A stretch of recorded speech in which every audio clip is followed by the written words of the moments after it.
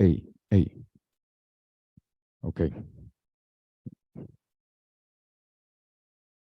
Ok, entonces buenos días. Vamos a esperar que llegue un poquito más de personas, pero entonces bienvenidas. Todavía no hay bienvenidas, ya nosotros nos dimos la bienvenida juntos. Muchas gracias por asistir. Vamos entonces, tenemos, como estamos tan poquitos, yo me hago aquí más bien cerquita. Les voy a explicar más o menos la dinámica. Mucho gusto, yo soy Rafa.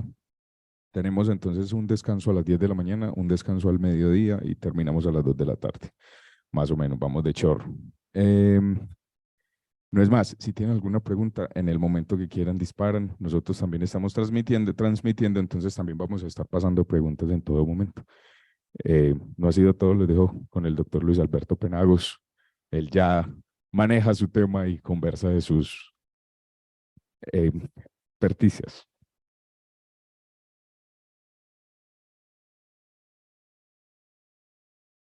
Oh, no hay problema. Que disparen en cualquier momento. Bueno, yo bueno, me presento nuevamente, pues todos me conocen, Luis Alberto Penagos. Eh, Tengo dos compañías, una en Colombia y otra en los Estados Unidos, que a raíz de la pandemia pues me tocó como emigrar un poco para esos lados y incursioné en otro tema que no sé si ustedes ya han incursionado, que es el tema de prevención del riesgo de lavado de dinero y activos. Yo creo que nació otra forma de nosotros emplearnos y es la parte de oficial de cumplimiento. El oficial de cumplimiento pues tiene más responsabilidades que un contador. Y todo el mundo me pregunta, ¿pero el oficial de cumplimiento tiene que ser contador? No necesariamente tiene que ser contador. ¿Tiene que ser abogado? No necesariamente tiene que ser abogado. Pero sí es una persona que tiene obviamente más responsabilidades que un contador, más responsabilidades legales que un abogado inclusive. ¿Por qué? Porque es que el oficial de cumplimiento tiene que responder legalmente por lo que le pase a su empresa. Miren, se los pongo así esta comparación. Si el contador de su empresa, nosotros que somos los contadores de las empresas, respondemos teóricamente, entre comillas, legalmente, por los daños que le sucedan a la empresa, por registros mal hechos, por equivocaciones, por errores aritméticos, matemáticos en una declaración de renta, que literalmente te sacan de un puesto, te sacan de un trabajo, porque la embarraste, así de sencillo. Pero no pasa de más. De golpe, si ustedes miran e ingresan a la página de la Junta Central de Contadores, van a encontrar en este momento, al día de anoche, 712 contadores sancionados. Pero por bobadas, créanme, compañeras, por bobadas. Mire, porque no firmó un acta, por ejemplo, en propiedad horizontal. En propiedad horizontal es donde más se presentan las sanciones a contadores. No me explico por qué. No, sí me explico por qué. Yo he trabajado muchos años en propiedad horizontal. Sí me explico. Lo que pasa es que los contadores tenemos yo creo que una muy mala costumbre.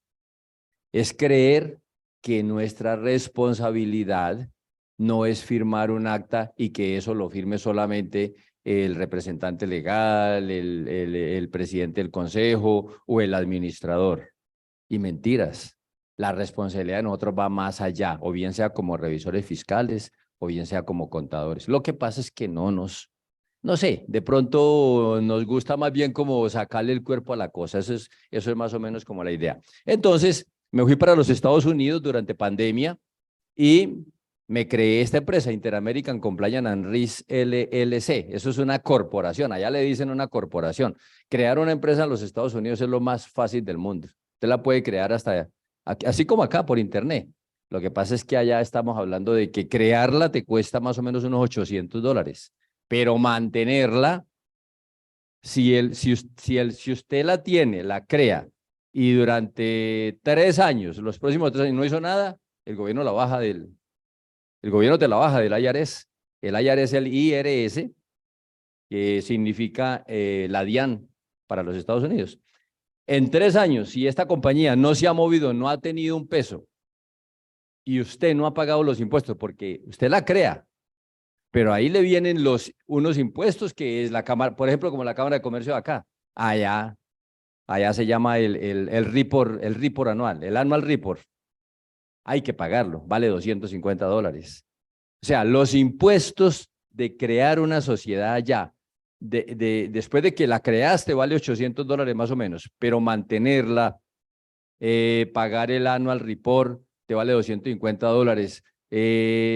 Pagar los socios somos mi esposa y yo, por ejemplo, en Estados Unidos, hacemos un reporte adicional como de una declaración de renta, que si tiene utilidades, la empresa, este tipo de empresas, LLC, no pagan impuestos en los Estados Unidos, lo pagan es en cabeza de los socios. Si tuvo utilidades, por ejemplo, si tuvo $1,000 de utilidades, entonces 50 para cada socio si tienen el 50 o 50-50 o 40-60, como sea.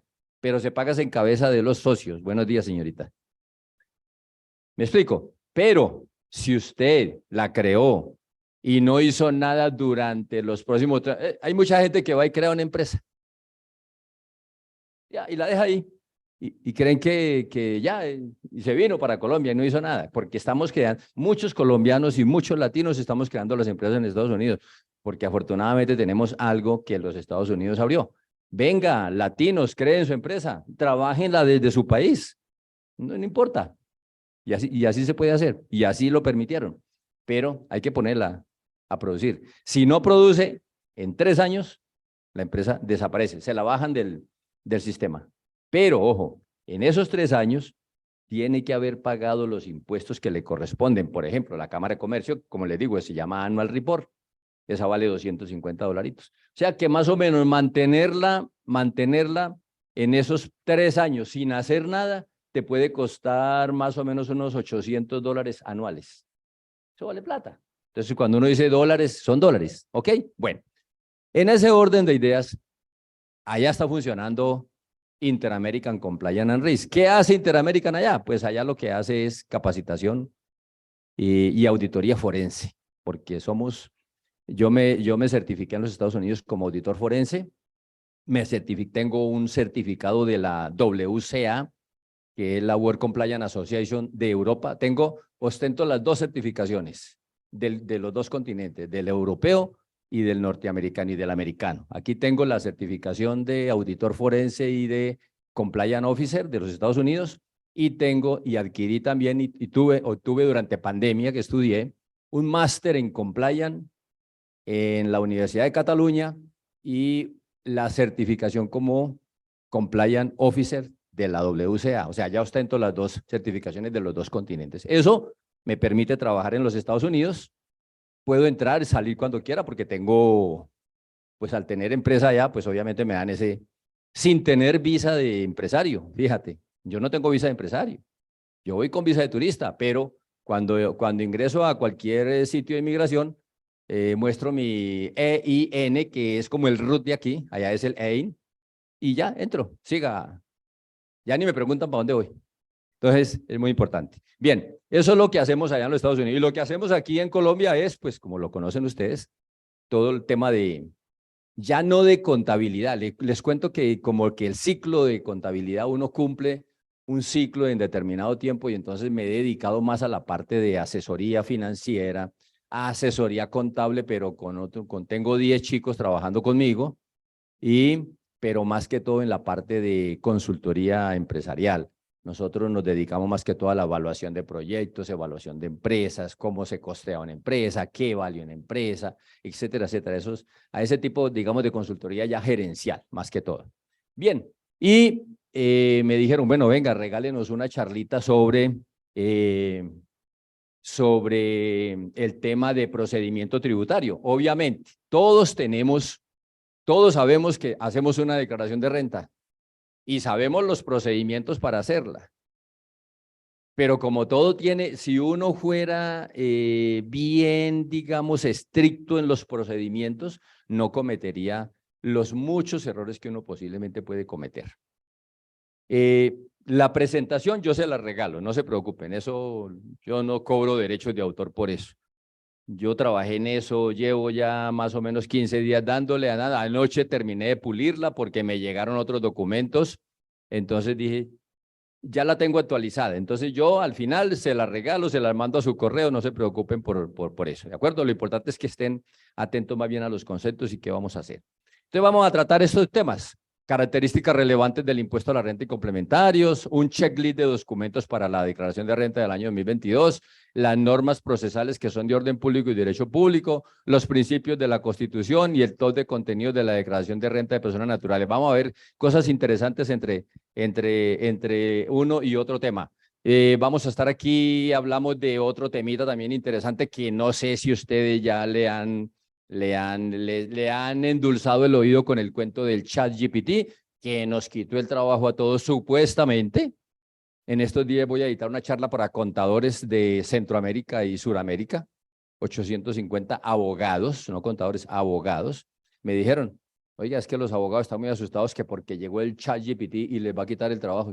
Eso dicen en todas las profesiones, pero acuérdense cuando llegaron los computadores, que nos iba a quitar el trabajo a todo mundo, no sé, después vino todo el tema de tecnología y todo el cuento, que eso nos iba a desplazar el trabajo, y en realidad, pues mucha gente se quedó. Eso es como cuando uno va de viaje y lo deja el tren, pues se quedó el tren, si no se subió al tren, se quedó, le toca irse a pie, y así nos pasa en todas las profesiones. Entonces, es para que no comamos cuento con el tema de GPT. Que va a desplazar, que va a ayudarnos, sí va a ayudarnos, pero que nos vaya a desplazar, yo no creo que nadie desplace este cerebro humano, que es una máquina, yo diría, perfecta de la creación de Dios. No creo que haya una máquina que por más inteligencia artificial, alguien la tiene que alimentar. ¿Y quién la alimenta? Pues el cerebro humano. Entonces, yo no sé si el día de mañana, probablemente en los juegos de ajedrez y en muchas otras actividades, dicen que las máquinas superan la capacidad del ser humano. Pues yo creo que está por verse. No sé, es decir, yo soy muy pesimista en el tema de que las máquinas vayan a superar al cerebro humano como tal, a la máquina humana como tal. Es decir, por más perfección que tenga, por más habilidades que le pongan a un robot, que sea capaz de muchas cosas, yo creo que el sentimiento y esto que nosotros podemos hacer de interactuar con las personas, yo creo que es un poquito complejo, creo. Muy bien, enfoquémonos entonces un poquito porque el tema es larguito. Entonces, vamos a ver aquí, esto aquí no me va a funcionar con esto, por aquí sí. Si lo apunto aquí sí. Bien, entonces, ¿quién se define como sujeto pasivo del impuesto? Pues todos. ¿Quiénes son sujetos pasivos del impuesto? Todos lo sabemos. No hay que ir a Harvard para pensar quiénes son sujetos pasivos del impuesto. ¿Qué es lo que hace el gobierno y todos los gobiernos desde que conocemos los países o los estados como tal en todo el mundo? Pues los de arriba, los que gobiernan, necesitan plata para poder administrar, así sea una tienda. ¿Y eso cómo se administra? Con plata. Eso sin plata no funciona. No nos digamos mentiras. Cualquier cosa que usted vaya a hacer, usted lo primero que usted va a hacer es un presupuesto. Usted se sienta y lo primero que hace, ¿eso cuánto me vale? ¿Cómo lo voy a torear? ¿De dónde va a salir la plata? ¿Quién la va a entregar? Así pasa con los estados. Desde que conocemos la organización del estado como tal, desde los principios de la civilización, sabemos que esto existe. Entonces, hay unas personas que viven allá y otras personas que están acá, que pagan impuestos. Que después vino el tema de la corrupción y que después vino el tema de que todo el mundo empezó a ver que su plata no alcanzaba, porque hoy eso lo vemos hoy en día. Ande por las principales ciudades de este país a ver si hay buenas carreteras, a ver si hay buenos parques, a ver si hay buenas escuelas, a ver quién no se queja. Y con todo este proceso de corrupción que tenemos, que le cogieron los 1.000 millones, que los 7.000, que esa plata no era mía, etcétera, etcétera, todo eso está ahí. Y entre más plata se desaparezca, los impuestos crecen más. Ustedes ven que hoy, si ustedes miran hacia atrás un poquito el estatuto tributario hace 15 años, la lista de actividades que no eran grabadas con IVA eran 27 páginas completicas por lado y lado, ¿no es cierto? De actividades que no eran grabadas con IVA. Vaya, coja la lista hoy. ¿Cuántas hojas tiene? Media paginita. Estas actividades no tienen IVA y específicamente se las aprende usted de memoria. Fíjate, hace 15 años, hoy en día, ¿qué no tiene IVA? Uno dice, ¿pero qué no tiene IVA? A ver, todo tiene IVA. Lo mismo pasa con el ICA. Es más, hoy el tema del ICA, el IVA y la renta van casi ligados en el régimen simple de tributación. Hoy eso es, el que se metió al régimen simple de tributación sabe que eso le figuró por donde sea. Entonces, ¿cómo se define sujeto pasivo? Todos somos sujetos pasivos de impuestos. ¿Y cuáles son los sujetos activos? El Estado, la nación, el municipio, el distrito, en fin, de acuerdo a la forma como esté organizado el gobierno, ¿de acuerdo? De resto, todos somos pasivos, o sea, que hay más sujetos pasivos que activos, por supuesto. Entonces, una gran tajada de todos los impuestos que se gobiernan, que se administran, entonces se lo llevan los sujetos activos. ¿Los sujetos activos qué hacen con esa plata? Las carreteras, que ya por ahí dijo un presidente que las carreteras eran para los ricos, que porque por ahí pasaban los camiones de los ricos. Y entonces, ¿qué vamos a hacer pues? ¿Qué hacemos con la plata? ¿Para dónde la llevamos? Bien, muy bien. Ahora, dice, ¿quiénes son los sujetos pasivos en Colombia? Pues ya sabemos, todos, eso es la repetición. Ahora, sujeto pasivo por impuesto a la renta. Todos los ciudadanos y todas las empresas que tengan un negocio o que no tengan un negocio, el simple hecho de tener algo, el gobierno quiere que usted le diga, ¿no es cierto? Y usted le diga, oiga, aquí estoy. ¿Qué tengo? El hecho de que usted declare renta no quiere decir que tenga que pagar un impuesto. Es que el gobierno simplemente lo que quiere, mire, con esos datos que usted reporta, lo que hace el gobierno son estadísticas. Con esos datos que usted reporta de una declaración de renta, que mi patrimonio valió 180 millones de pesos, ya estoy obligado a declarar renta, pero eso no quiere decir que tenga que salir a pagar un impuesto. ¿Qué es lo que es el trabajo de nosotros? Convencer, digan bien, convenzan a una persona de edad mayor que nosotros que tiene que declarar renta. Lo primero que dice, yo no voy a pagarle más impuestos a este gobierno, yo no sé qué, se rebotan. Señores, que usted no tiene que pagar impuestos. Vaya, trate de convencerlo. Es la lucha diaria para que una persona mayor que nosotros vaya a presentar una declaración de renta. Se enojan. ¿Pero por qué tengo que presentar declaración de renta? Tiene que presentar una declaración de renta porque el gobierno pide que usted le denuncie sus bienes. ¿Pero cómo así que tengo que denunciar? Con una sola palabra que usted le diga, con eso es suficiente para que la persona se enoje. Entonces, pensemos en todo eso. ¿Cómo estás? ¿Qué más? Bueno, bienvenida. Entonces, en ese orden de ideas, todos somos sujetos pasivos del impuesto que se llama a la renta. Sujetos pasivos por IVA. ¿Quiénes son los sujetos pasivos por IVA? Pues todas aquellas personas naturales o jurídicas que ejerzan actividades que son gravadas con el IVA. ¿Y cuáles son las actividades gravadas por el IVA? Pues todas, excepto ¿cuáles? Básicamente la canasta familiar. ¿Sí ve? A eso se redujo todos los gravámenes por IVA. Prácticamente, básicamente, si usted lee la media página que les digo con respecto a qué artículos hay o qué actividades hay que no son grabadas con IVA, básicamente se van a encontrar con la canasta familiar, que han intentado ponerle IVA. Acuérdense lo que le pasó al ministro Carrasquilla con su famosa reforma.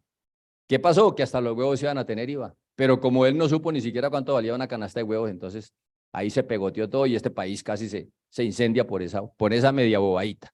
Entonces, en ese orden de ideas, fíjense ustedes que vamos devanando la situación y podemos ir pensando quiénes son los sujetos pasivos por IVA. Sujeto pasivo por retenciones en la fuente. Bueno, ahí hay unas bases, ya las sabemos. Prácticamente todo el mundo, todas las personas naturales y todas las personas jurídicas somos sujetos pasivos del impuesto de retención en la fuente. Bueno, digamos que no es un impuesto, digamos lo que es como no digamos que no es impuesto, digamos que es un impuesto, pero es la forma como el gobierno te saca del bolsillo la plata anticipadamente. Es curioso, yo siempre he dicho las inequidades de los impuestos y la regresividad de los impuestos. Son palabras que siempre se utilizan y que todos los conferencistas hablan de la regresividad, la no retroactividad de los impuestos. Se habla también de la no retroactividad y también se habla de la inequidad de los impuestos. Díganme ustedes qué es más, díganme si no es más inequitativo un impuesto, por ejemplo, como el de la retención en la fuente. Cuando compras algo o adquieres un servicio, si cumples una base, se somete esa base a una retención en la fuente y te la sacan de una. Usted sabe que tiene su efecto. Y van a pagar 1.000.000 de pesos y le descuentan el 10%, entonces 100.000 pesitos venga para el bolsillo y usted recibe solamente 900. Ok, hasta ahí usted dijo está bien, pero ¿cuándo lo vuelve a resarcir? Cuando presente su declaración de renta al año siguiente, y eso le va a servir como un colchoncito para que usted, si usted obtuvo, entonces ya no tuvo 1.000.000, sino que tuvo 12 millones de pesos y pagó 1.200.000, 1.200.000 de impuesto, pero resulta que el cálculo le da 3 millones de pesos, digamos que se descuenta el 1.200.000. Digámoslo así en teoría, así para grandes rasgos. Pero, pregunta, esa plata que le descontaron por anticipado, hola joven, siga, esa plata que le descontaron por anticipado el año pasado, ¿tiene algún rendimiento teóricamente hablando, digamos al menos teórico? ¿Le reconoce algún rendimiento financiero por eso? Nada. ¿Sí ve? Ahora, mire lo que le pasa, esto le pasa a todo el mundo. Entonces, las personas jurídicas les descuentan un montón de retenciones en la fuente, que esas son las retenciones que más cuestan. Estamos hablando de 200, 300, 400 millones de pesos al año.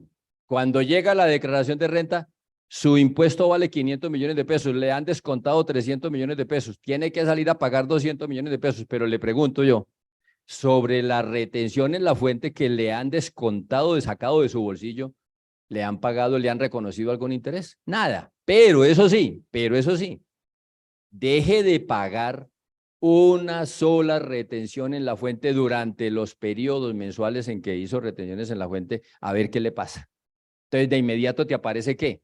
La sanción, los intereses y, óigame bien, ojo, no solamente eso, el gobierno te puede denunciar por peculado por apropiación, lo puede denunciar ante la fiscalía. Hasta ahora, hasta hoy, existe la ley, ahí está la ley.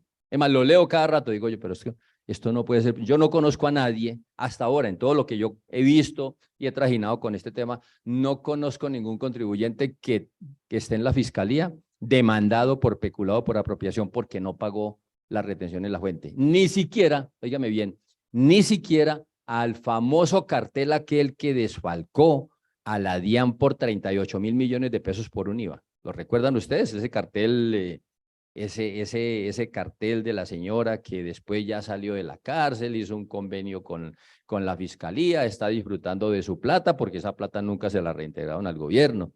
Ahora díganme, por ejemplo, las retenciones en la fuente que hizo el grupo Nule cuando desfalcó a la DIAN en Bogotá con su cuento del Transmilenio, todo ese rollo por allá en el 2012. ¿Esa plata dónde está? ¿Cómo la están cobrando? ¿Quién está en la cárcel por esa plata? No hay nadie, ellos están en la cárcel por otra cosa, por otras cosas. Pero la ley sí prevé eso, que si usted se apropia de una retención en la fuente que le cobró a un contribuyente, te la van a descontar, Primero, te van a cobrar unos intereses. Segundo, te van a cobrar una sanción. Y tercero, puede ser denunciado por la DIAN ante la fiscalía para que te abra un proceso por peculado por apropiación. Ahí sí hay supuestamente, ahí sí funciona la ley. Hasta ahora, pocas personas conozco yo con ese rollo. Entonces, ahora, sujetos pasivos por impuestos municipales. Esto es lo más curioso, lo que más me parece a mí más curioso del mundo es esta partecita. Sujeto pasivo por impuestos municipales. Siempre me he preguntado, pasen por cualquier ciudad de este país, por cualquier pueblo, y observen las calles completas que son comerciales. Tienen avisos por todo lado. Y el gobierno araña la forma de buscar el impuesto para poder sostener las calles, para poder sostener la energía, y uno se pregunta, bueno, ¿y a dónde está el censo? A ver, el censo de todos estos avisos que hay aquí. ¿Están pagando impuesto de avisos, industria y comercio de avisos? Pregunto. Debería haber un doliente. Por eso alguna vez, yo les doy las presentaciones, no te preocupes, oye, no te preocupes. Yo les doy las presentaciones, yo se las regalo.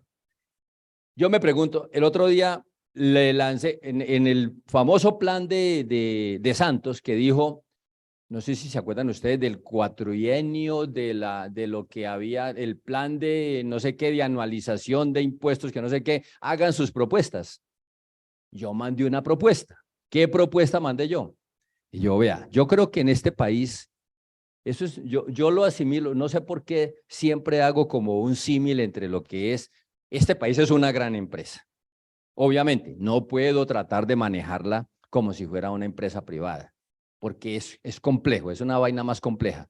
Pero yo siempre he sentido que si yo, así como en una empresa privada, hay un doliente para cada cosa. Es decir, está el doliente de gastos de presupuesto, el doliente de gastos de administración, el doliente de los gastos de caja menor, y se le pide cuentas. Yo pregunto, ¿será que el país no se puede manejar de esa manera? Es decir, oiga, necesito un gerente del impuesto de renta que me dé cuentas aquí cuántas personas tienen que pagar impuesto de renta y cuáles son los ingresos que el país necesita, el presupuesto de esos ingresos cuáles son, y hágame el favor, me gerencia esos impuestos. Voy a nombrar un gerente para el impuesto del IVA, porque es que el IVA, aunque ustedes no lo crean, con todo lo que el país necesita de ingresos, el IVA se escabulle en más del 85%, ¿sabe dónde? Aquí, en el Hueco, allá, en los Sanvictorinos, allá, en Cartagena, en Santa Marta, en Barranquilla, en todos esos huecos que yo le llamo todo, a eso le llamo yo huecos, porque es donde se escabulle. No sé si a ustedes les ha tocado trabajar con algún cliente del Hueco. No sé si alguno de ustedes llevan alguna contabilidad de algún cliente del Hueco. Traten de llevarle una contabilidad a un cliente del Hueco a ver qué les dice. Cuando usted vaya al Hueco a decirle a un contribuyente de esos, venga, déjeme ver la declaración de IVA del mes pasado, del bimestre pasado, del cuatrimestre pasado. No, te la presentan, pero les voy a explicar cómo se hace una declaración. Yo se lo digo con conocimiento de causa, porque he trabajado en los San Andresitos, he tenido clientes del Hueco, he tenido clientes de San Victorino en Bogotá y he tenido clientes de Maicao. Obviamente, no duraron conmigo más de 1, 2 o 3 meses, porque, pues obvio, no es que, óigame bien, no es que tengamos que ser, como siempre le digo yo desde que incursioné en el tema de impuestos hace muchos años, hace más de 25 años incursioné en el tema de impuestos. Cuando yo estudié mi carrera, alguien me dijo, Penagos, si usted puede trabajar la contabilidad, pero con los impuestos y ojalá con los costos, ese es un gran machete. No se vaya solamente por la contabilidad, hermano, porque te vas a morir de hambre. Pero si usted puede meterle el diente a los impuestos, hágale. Desde ahí me convencí yo de que eso van cogidos de la mano, tanto los impuestos como la contabilidad y los costos. Y presupuestos, eso definitivamente, esos son como 4 hermanitos inseparables. Y en efecto, cuando yo empecé en ese tema, dije yo, bueno, un momentico, pero cuando el primer contador que me enseñó a mí a hacer una declaración de renta fue el contador de la multinacional Genfar. Allá trabajé yo 16 años de mi vida. Se sentó conmigo un día tomándose un whisky. Eso fue por allá en 1989, más o menos. Me dijo, venga, Penagos, ¿usted sabe hacer una declaración de renta de una sociedad? No, ni idea. Mire cómo se hacían las declaraciones de renta de ese entonces, que obviamente eso hoy es imposible, pero antes era así. Imagínense qué control tenía la DIAN sobre eso. ¿Cómo armaba la declaración de renta? De los pies a la cabeza, no de la cabeza a los pies. ¿Me explico? Los pies son el resultado de la operación. Es decir, si aquí habían 1000, menos 500, menos 200, pues aquí daba 300. Entonces, de aquí le calculaba el 35 o el 25, el 30%. Entonces, lo que diera. Digamos que eso daba 2 millones de pesos. Me decía, vaya primero y mire cuánto pagué el año pasado. Y súbale el 10%, no le suba más. ¿Cómo? Sí, señor. Y de ahí para arriba, arranque a armar su declaración de renta. Pero ¿cómo así? O sea, sí, si tiene que motilar ingresos, motile ingresos, si tiene que aumentar gastos. Yo, pero ¿cómo? Pero yo le preguntaba, yo en mi inocencia le preguntaba. Yo todavía no había, yo empecé mi carrera en 1993 y yo estoy hablando del año 89. Yo no era contador todavía, pero estaba trabajando en el área contable porque estaba haciendo auxiliar de contabilidad. Pero dije yo, pero en medio de mi ignorancia, sin saber todavía todo el proceso tributario y toda la cosa, yo le preguntaba, pero venga, ¿y usted cómo hace para que esto le funcione así y usted aparezca aquí con 100 cuando tenía 300? Hermano, usted hágale. Usted vaya a trabajar en eso. Pero, no, pero explíqueme, hermano, usted es inteligente, hágale. Me vine para la oficina y le pregunté al contador jefe, este que me está enseñando, este era el gerente general, que era contador también. Y le pregunté a mi jefe, que era el contador, le dije, venga, hermano, ¿cómo se hace esto? ¿Sabe qué me contestó? Me dijo, ¿sabe qué, hermanito? Eso no es problema suyo. Usted es un auxiliar de contabilidad. Cuando usted empiece a estudiar esa cosa, usted entenderá por qué. Y yo nunca podía entender. Yo me mataba la cabeza y decía, ¿pero cómo? O sea, ¿cómo le digo al gobierno que yo facturé 3.000 millones y que ahora aparezco con 2.000? Eso no puede, eso no tiene sentido. Entonces, ¿dónde están las facturas? Entonces, si me vienen a revisar un consecutivo, ¿cómo? Yo me mataba la cabeza con esa cosa. Hasta que un día entendí que era que había doble contabilidad, que era que se llevaba doble contabilidad, que era que toda la contabilidad no se llevaba por encima de la mesa. Y créame que de esa época acá, eso no ha cambiado mucho, a pesar de que hoy hay facturación electrónica. Créamelo. Y se los digo con conocimiento de causa. Tengo clientes que aún exigiendo el gobierno la bancarización y que no acepta, sino hoy, con la declaración de hoy, solamente el 10% de los gastos, de todos los gastos, solamente el 10% en efectivo. Hoy existen todavía muchos clientes, ya se los nombré, los Huecos, los San Victorinos, los San Andresitos. Esas personas, créanme, que llevan una contabilidad tan supremamente, perdónenme la expresión, chimba, que yo le aconsejo que no se metan allá. Yo les aconsejo que no se metan por allá. Es decir, cuando un cliente de San Victorino, del Hueco, de San Andresito, de Maicao, de cualquier sitio de esos los llame a que le lleve la contabilidad, yo les aconsejo que no se metan a ese. No se metan en ese lío. Ese lío no es con nosotros. Ese lío no es con nosotros. No se metan en ese lío. El lío es bien complejo. Vamos a ver aquí. Ok, entonces esto es más o menos así un repaso de lo que es la norma como tal. ¿Listo? Ahora bien, ¿cuáles son las características relevantes del impuesto a la renta y complementarios? Pues que es un impuesto nacional, que es directo y que tiene un periodo. Facilito de explicar eso.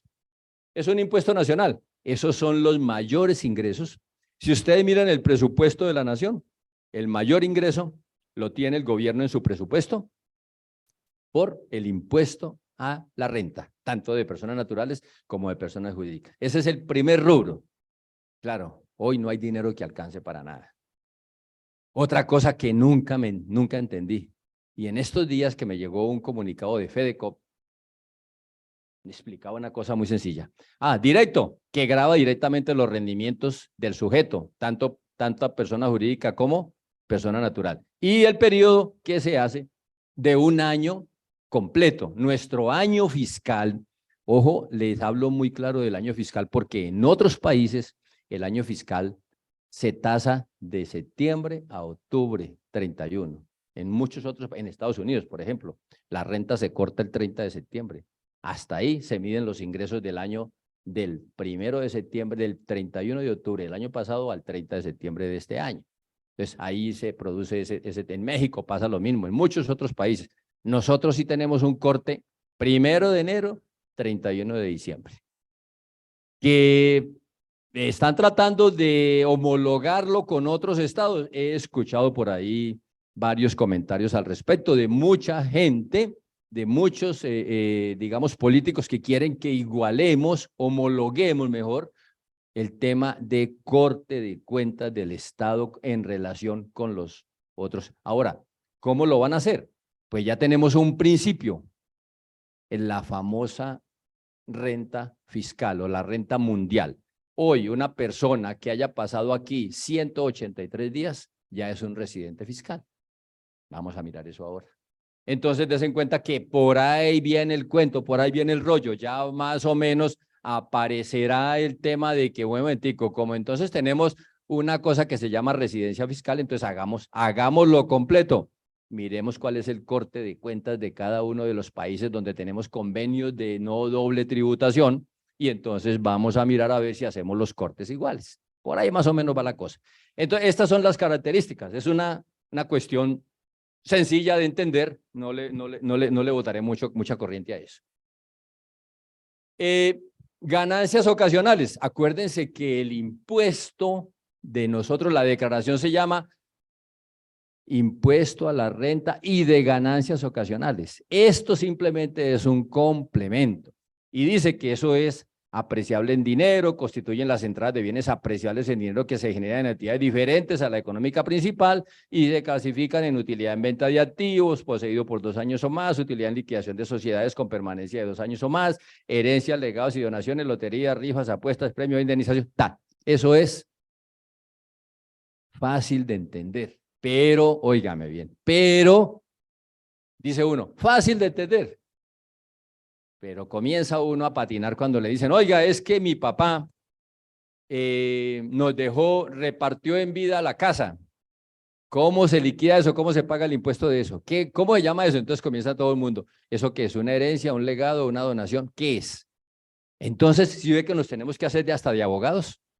Entonces ahí donde usted, si no obtuvo el conocimiento jurídico y no lo tiene claro, pues ¿qué tiene que hacer? Consultarle a un abogado.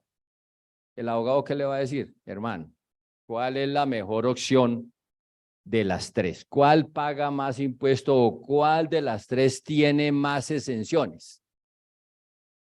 Ahí es donde usted tiene que definir.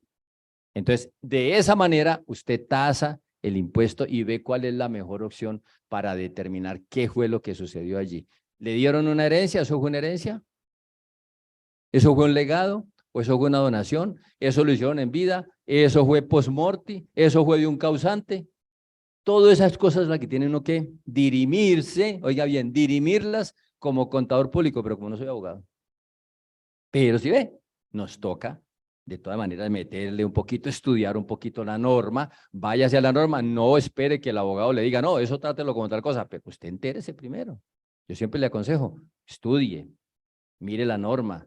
Antes de hablar con el abogado, diga, entienda y discuta con el abogado. No coma cuento, porque el abogado también puede estar no actualizado en el tema. Hay que tener mucho cuidado. Entonces, eso es lo que es el tema de ganancias ocasionales cuando la declaración titula declaración de impuesto a la renta y ganancias ocasionales. Entonces, el tema es cómo se liquida la ganancia ocasional para que se entienda qué es lo que vamos a liquidar de una u otra manera. Declarantes versus no declarantes. Mira este cuadrito. Declarantes versus no declarantes. Obvio. Antes, acuérdese que antes de pasar todas estas reformas tributarias, una persona que se ganara 100 millones de pesos creo que no tenía que declarar, nunca tenían que, habían personas que se ganaban al año y inclusive se medían era por si pertenecía o no pertenecía al régimen simplificado con las famosas 3.500 VT. Cuando el gobierno se dio cuenta que en ese régimen simplificado, que ya pues como que desapareció totalmente, bueno, todavía hay muchas personas que todavía hay muchas personas que no han podido entender que el régimen simple de tributación es diferente al régimen simplificado y es diferente al régimen ordinario. Las connotaciones, mire, cualquiera que se ponga a estudiar el tema del régimen simple de tributación se va a dar cuenta de la galleta que es eso, a pesar de que se dice régimen simple de tributación. Pareciera que es muy simple, pero es un poco complejo si no tenemos claro los conceptos, las declaraciones, los documentos, los anticipos y todos los formularios que tiene que hacer. Ayer me llamó un cliente por allá de un pueblito de Amagá. Me llamó y me dijo, me mandaron un correo, me dieron un correo, yo por allá asesoro un acueducto rural.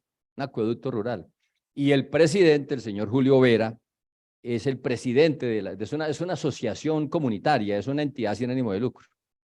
Y el presidente, la secretaria me manda el correo y me dice, ay, mire, doctor, lo que pasa es que al don Julio le llegó este correo diciéndole que tenía que presentar el formulario 260, que si hace el favor, que si usted ya presentó eso. ¿Cómo? Explíqueme. Entonces, mándame pues el correíto, me manda el correo, lo leo yo. Sé. ¿Qué dice la carta? Señor contribuyente Julio César Vera Espitia, en nuestros registros aparece que usted no ha presentado el formulario 260 que debía haber presentado y se le vence el día 30 de junio. ¿Qué tiene que ver esto con la asociación? Entonces, Entonces yo lo escribí y él me llamó y me respondió, mire, doctor, lo que pasa es que yo, pues yo creo que eso tiene que ver con la asociación, porque pues, yo no tengo contabilidad. Dije yo, no, un momentico, regáleme su RUT. Me mandó el RUT y dije, aquí está el problema. Alguien, o él, o el contador, lo inscribieron le inscribieron la casilla 47, responsable del régimen simple de tributación, que esa es la responsabilidad 47. Pues ahí quedó clavado. ¿Por quién le metió eso allá?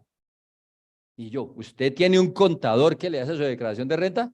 Pues dígale, hermano, que le baje ese código, mire a ver cómo va a hacer con la DIAN. Hable, es la única solución que le doy, porque si usted no es responsable, si usted no comercia, el señor no comercia con nada, el señor es más, el señor es un señor pensionado que lo nombraron presidente de la asociación.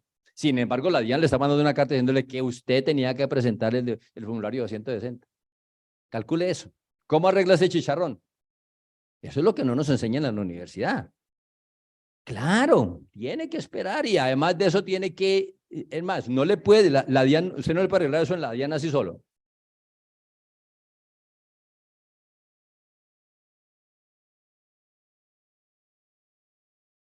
Ah, perfecto, muy bien. Yo le dije, mire, eso tiene que hacer, eso es un procedimiento muy sencillo.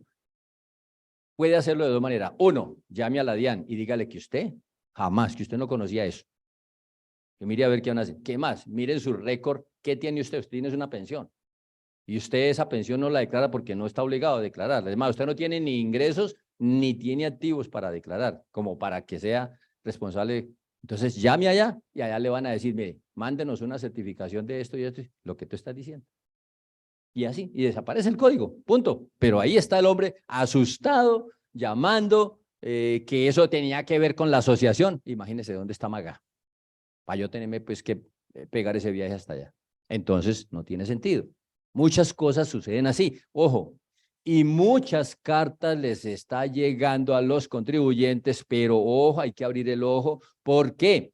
Porque hay correos falsos. Fíjense ustedes que hasta la página de la DIAN está siendo hackeada y uno dice, pero si eso debe tener la seguridad máxima de alerta siendo una entidad gubernamental. No, no se crea tampoco eso. Esa página también ha sido hackeada y hay muchos correos falsos, inclusive cuando te llega un comunicado de la DIAN allá en la parte de abajo le dice, verifique si este correo no es falso, no es un correo falso.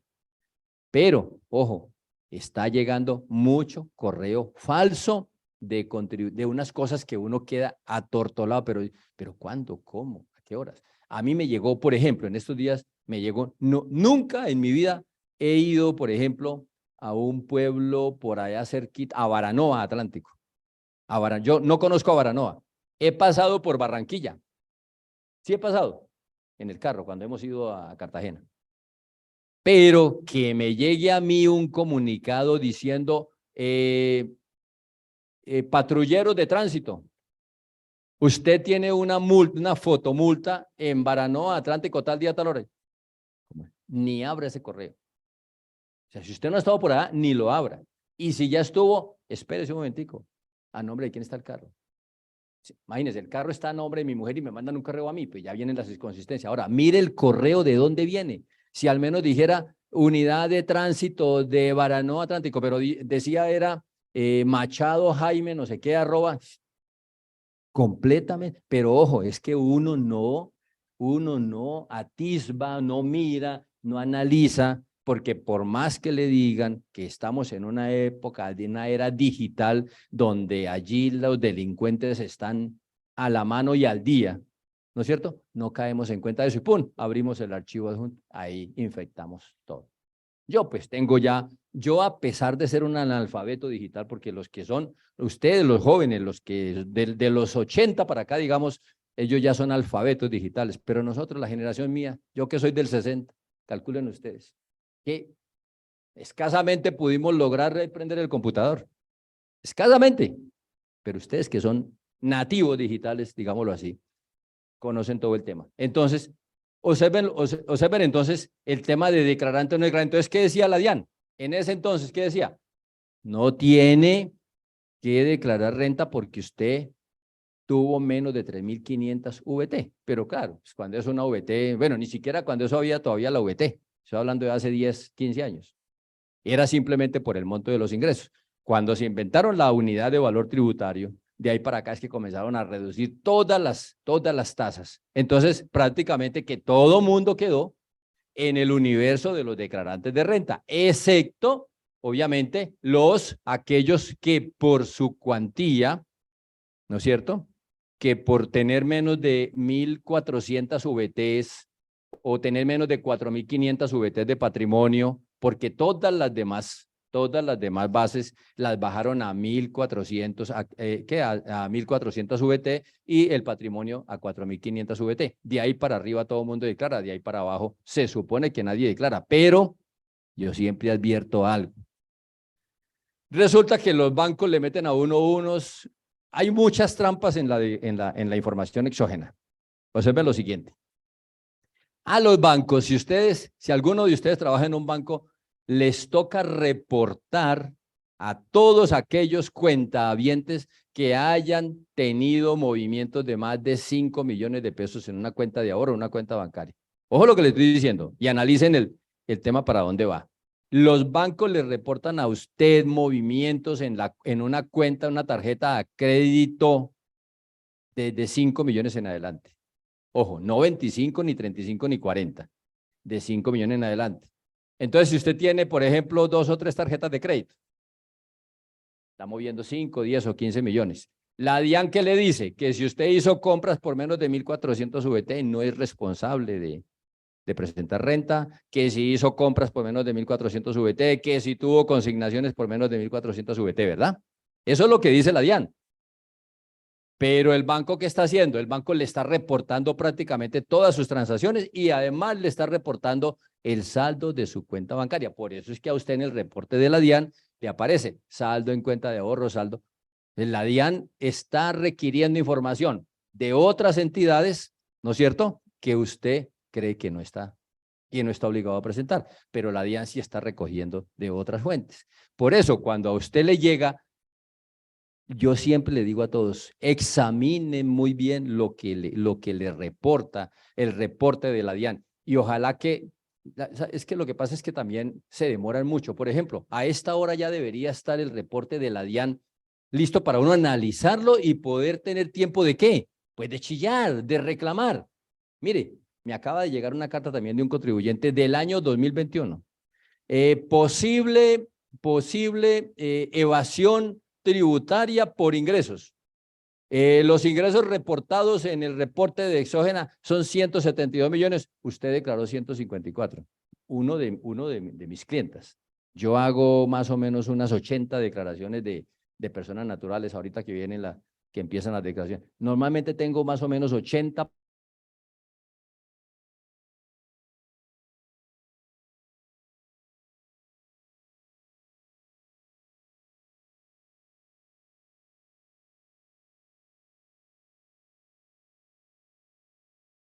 Ella es una socia de una de las empresas.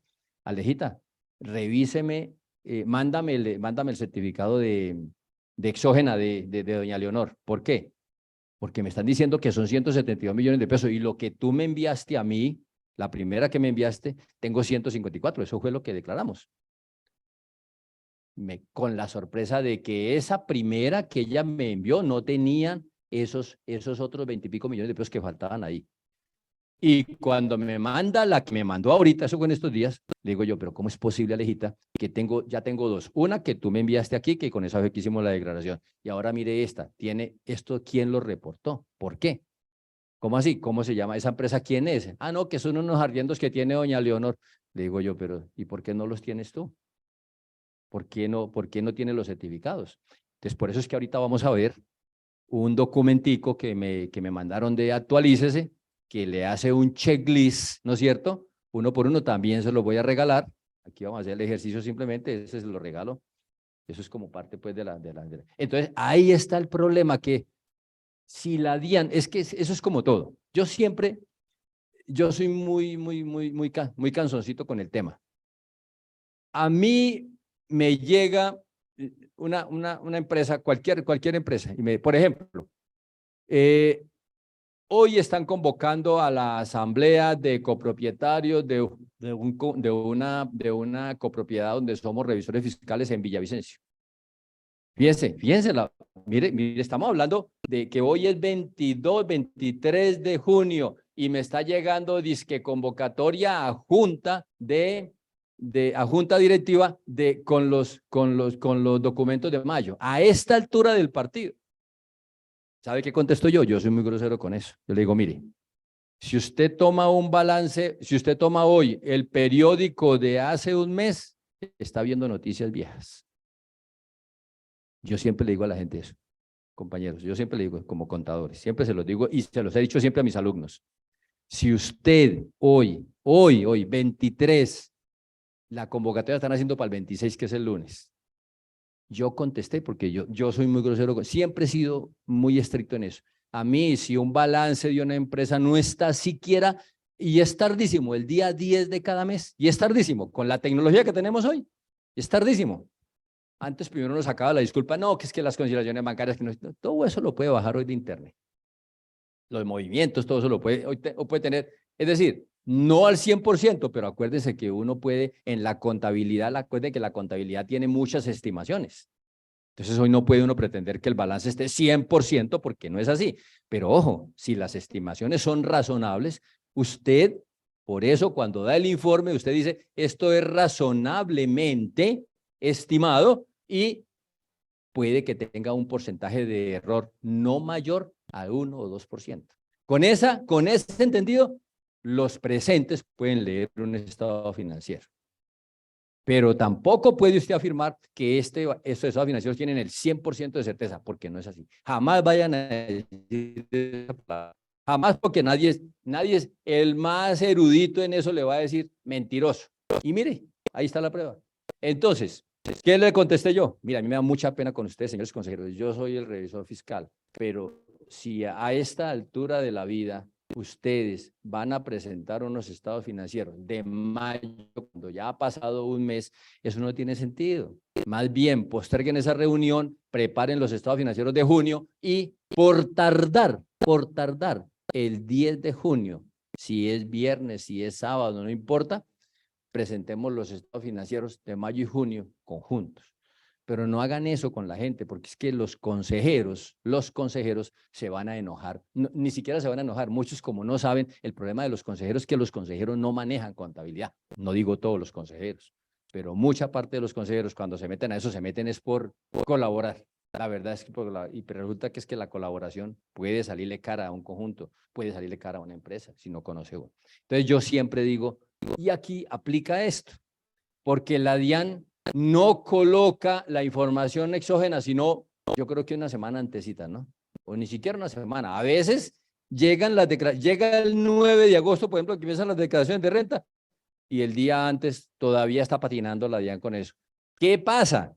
Uno dice, ¿qué pasa ahí? ¿Será que la DIAN tiene muchos problemas en su plataforma para reunir esos datos? ¿Será que la información quedó mal reportada? Entonces eso me da a mí la idea que tengo siempre de que eso ahí puesto a la carrera es como cuando tú llamas a una junta directiva a las carreras y aquí está el informe 2 horitas antes. ¿Para qué? Confunde y reinarás. Usted no tiene tiempo de leer eso. ¿Qué van a aprobar los consejeros? ¿Qué va a aprobar una junta directiva si acaban de llevarle los estados financieros? Usted no los ha mirado. Entonces, ojo con la información exógena. La información exógena, si no la tenemos siquiera un mes antes, ¿usted cómo puede analizarla? Mira, ahí tengo el problema de la señora Leonor. Un año después, ahí tengo a María Alejandra trabajando en eso. Mi hija, entonces corríjala. ¿Sabe a qué llegamos? ¿A qué conclusión? Tiene que corregir la información exógena. ¿Cuánto vale eso? Eso tiene sanción. ¿Sí ve? Solo por una bobadita como esa. Porque la DIAN sí le persigue a usted después de que presenta la declaración. No sé qué pasa, pero en las personas naturales, como son menos las personas naturales que declaran en este país. Es que estamos hablando de que en el año 2001 declaraban 450.000 personas. Con las reformas tributarias y con todo lo que la DIAN ha hecho, eso apenas ha subido, óigame bien, apenas ha subido a 1.500.000 personas que declaran en Colombia. A 1.500.000 personas. Esos son los declarantes en Colombia. No tiene más. Yo decía, pero ¿cómo así en este país con 50 millones de habitantes y apenas 1.500.000 personas declaran? Pues sí es un país pobre, ¿qué hacemos? Entonces no es un país de ricos. Entonces dése cuenta. Pero, ojo, pero ese 1.500.000 personas están en un problema si nosotros no analizamos, no tenemos el tiempo de analizar la información exógena que reportan, que nos reportan todos los demás a quienes les pagamos o quienes nos pagan o a quienes reportamos. Ese es el problema. Si hacemos la declaración, ahora miren lo que vamos a ver ahorita con el checklist que les voy a mostrar. Miren lo que pasa con mucha gente. Y eso se los digo y se los digo con conocimiento de causa porque lo he visto y me reúno con los colegas, con los contadores y lo primero que dicen, no, profe, es que aquí tengo el reporte, yo con esto es que trabajo, esta es mi tabla de la ley. Adelante, adelante. Óigame bien lo que sucede. Esto queda tan mal reportado en muchas ocasiones que cuando usted, por eso, por aquí puede sentarse, por aquí cerquita, no se preocupe. Mire, esto queda tan mal reportado que usted, yo siempre le aconsejo, oiga, pida los certificados físicos, porque pueden ocurrir cosas como estas. A usted le hicieron retenciones en la fuente por 2 o 3 millones de pesos, pero el que reportó 200 o 300.000 pesos. Se equivocó. Una equivocación. Puede que sea una equivocación de tipo digital, pero así se fue. Entonces muchos dicen, no, profe, yo cojo lo que diga la exógena y con eso es que hago la declaración de renta. Error. Ahora, también puede suceder que lo que usted tenga en certificados lo esté favoreciendo con la exógena de acá. ¿Pero eso es bueno o eso es malo? Y le pregunto yo. Por ejemplo, si usted tiene certificados de ingresos por 500 millones de pesos, pero la declaración exógena no le dio sino 400 millones de pesos de ingresos, ¿usted qué dice? No, pues me voy por aquella que me favorece. No se hagan esas ilusiones, porque mire, créame que puede pasar lo siguiente. Usted toma la opción, toma la decisión de hacer la declaración de renta por los ingresos que le está figurando en la exógena, y créame que tarde que temprano le van a caer. ¿Por qué? Porque el que le expidió el certificado se equivocó. A alguien le mandaron esos 100 millones de pesos y ese alguien cualquier día va a brotar. Les voy a contar una experiencia.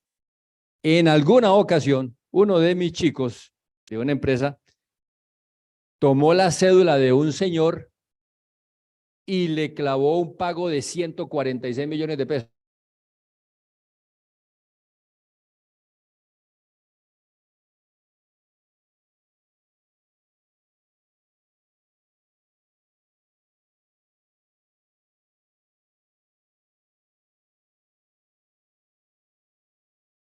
Que al año se puede ganar 7, 10 millones de pesos descargando camiones. Pero tan de malas, que Juan José le clavó a ese señor por equivocación a esa cédula un pago de 146 millones de pesos. Mire, créanme, no había pasado 15 días de haber presentado las declaraciones de renta, de haber presentado las declaraciones de renta de las personas naturales, cuando estaba llegando un requerimiento a la empresa. Esa empresa se llama Tratecni, es una empresa de Barranquilla. Me llaman, doctor, todos asustados. ¿Qué pasó? Pero cálmese. No, que es que como le parece que aquí vino un señor, Alejandro no sé qué, con un abogado a insultarnos, que parrandada de hijuetantas, pero un señor, un abogado, pero bravo, que como que aquí son una parranda de ladrones, pero me llamó la secretaria toda asustada. Yo, ¿pero qué pasó? Entonces llamé al chico y le dije, hermano, ¿por qué no me revisa la información exógena que reportamos y busque esta cédula? Me llama y me dice, uy, profe, qué pena, mire, sí, se me fue un número ahí, yo le metí a ese señor 146 millones de pesos. Y yo, ¿pero por qué, hermano?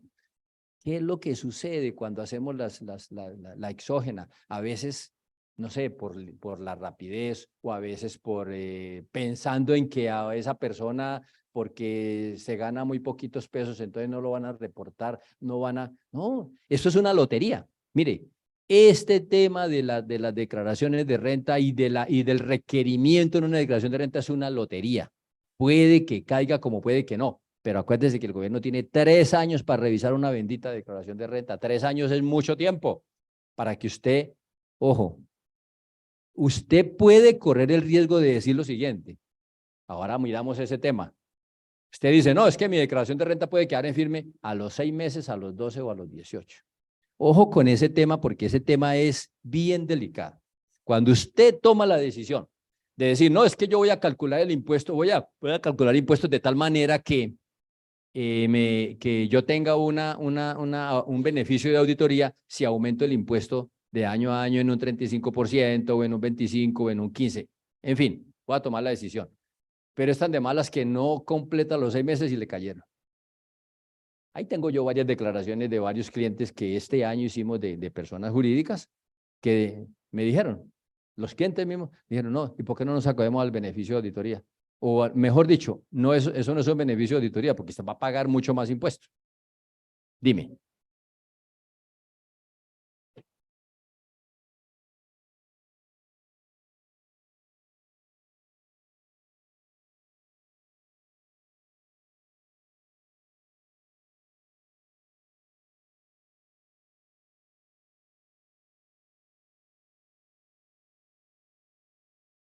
Me parece, De- como,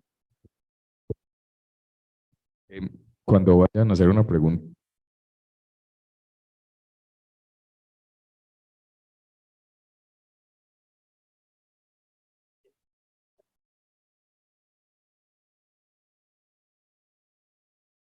Bueno, mira, eso es tan cierto como que el agua moja.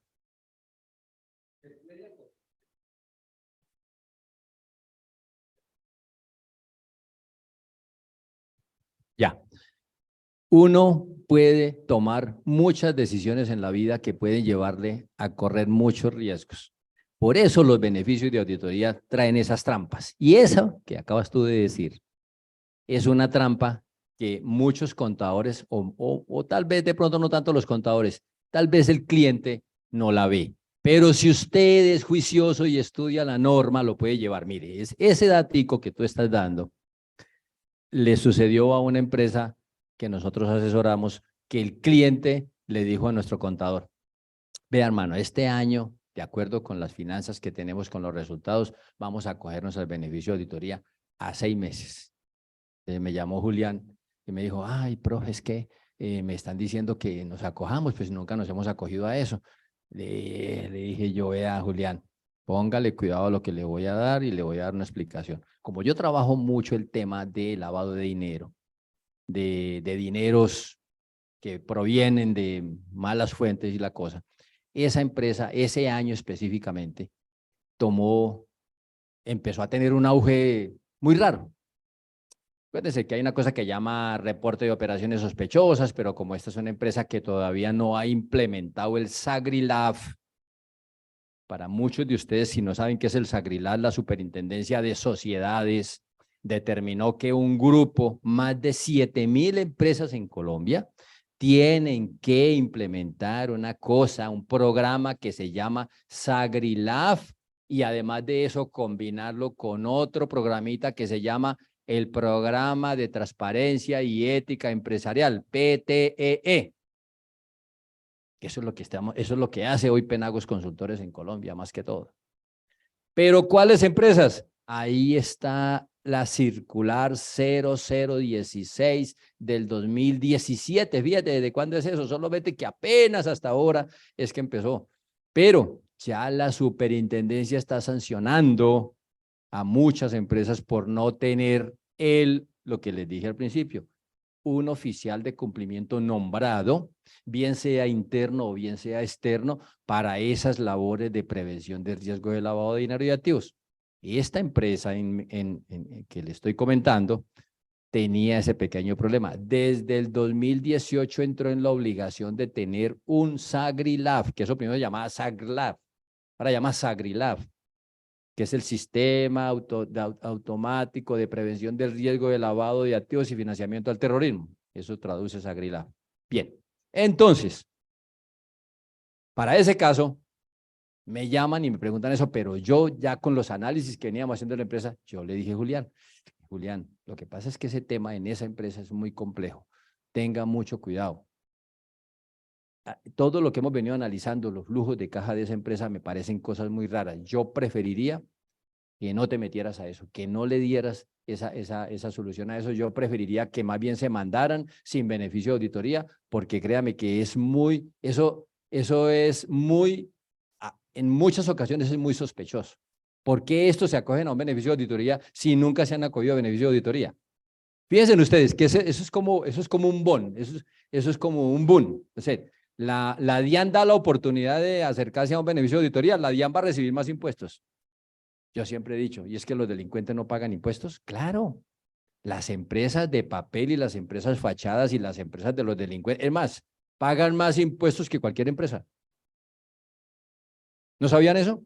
Las empresas piratas de este país, que son montones, montones. Lo que pasa es que tenemos un organismo que no hace control. Mire, sencillo. Una investigación que hicimos con unos chicos de la Universidad del Valle mostró que, óigame bien, esta cifra es relevante. El 35% de las empresas que se crean entre la Cámara de Comercio son empresas de fachada. ¿35%? Nadie lo cree. De 100 empresas, 35 son de fachada. Pero ¿cómo así? ¿Y luego quién investiga eso? ¿Sabe qué contestó la Cámara de Comercio cuando le preguntamos? Nosotros no somos entidades de control. Nosotros solamente registramos y recibimos. Pare contar. ¿Cómo así? Sí, la que tiene que investigar es la superintendencia, pero la superintendencia no investiga sociedades chiquiticas. No, la superintendencia, no, mejor dicho, la superintendencia no investiga nada. Los que ponen la alerta son los periodistas, los auditores y la bulla de la gente.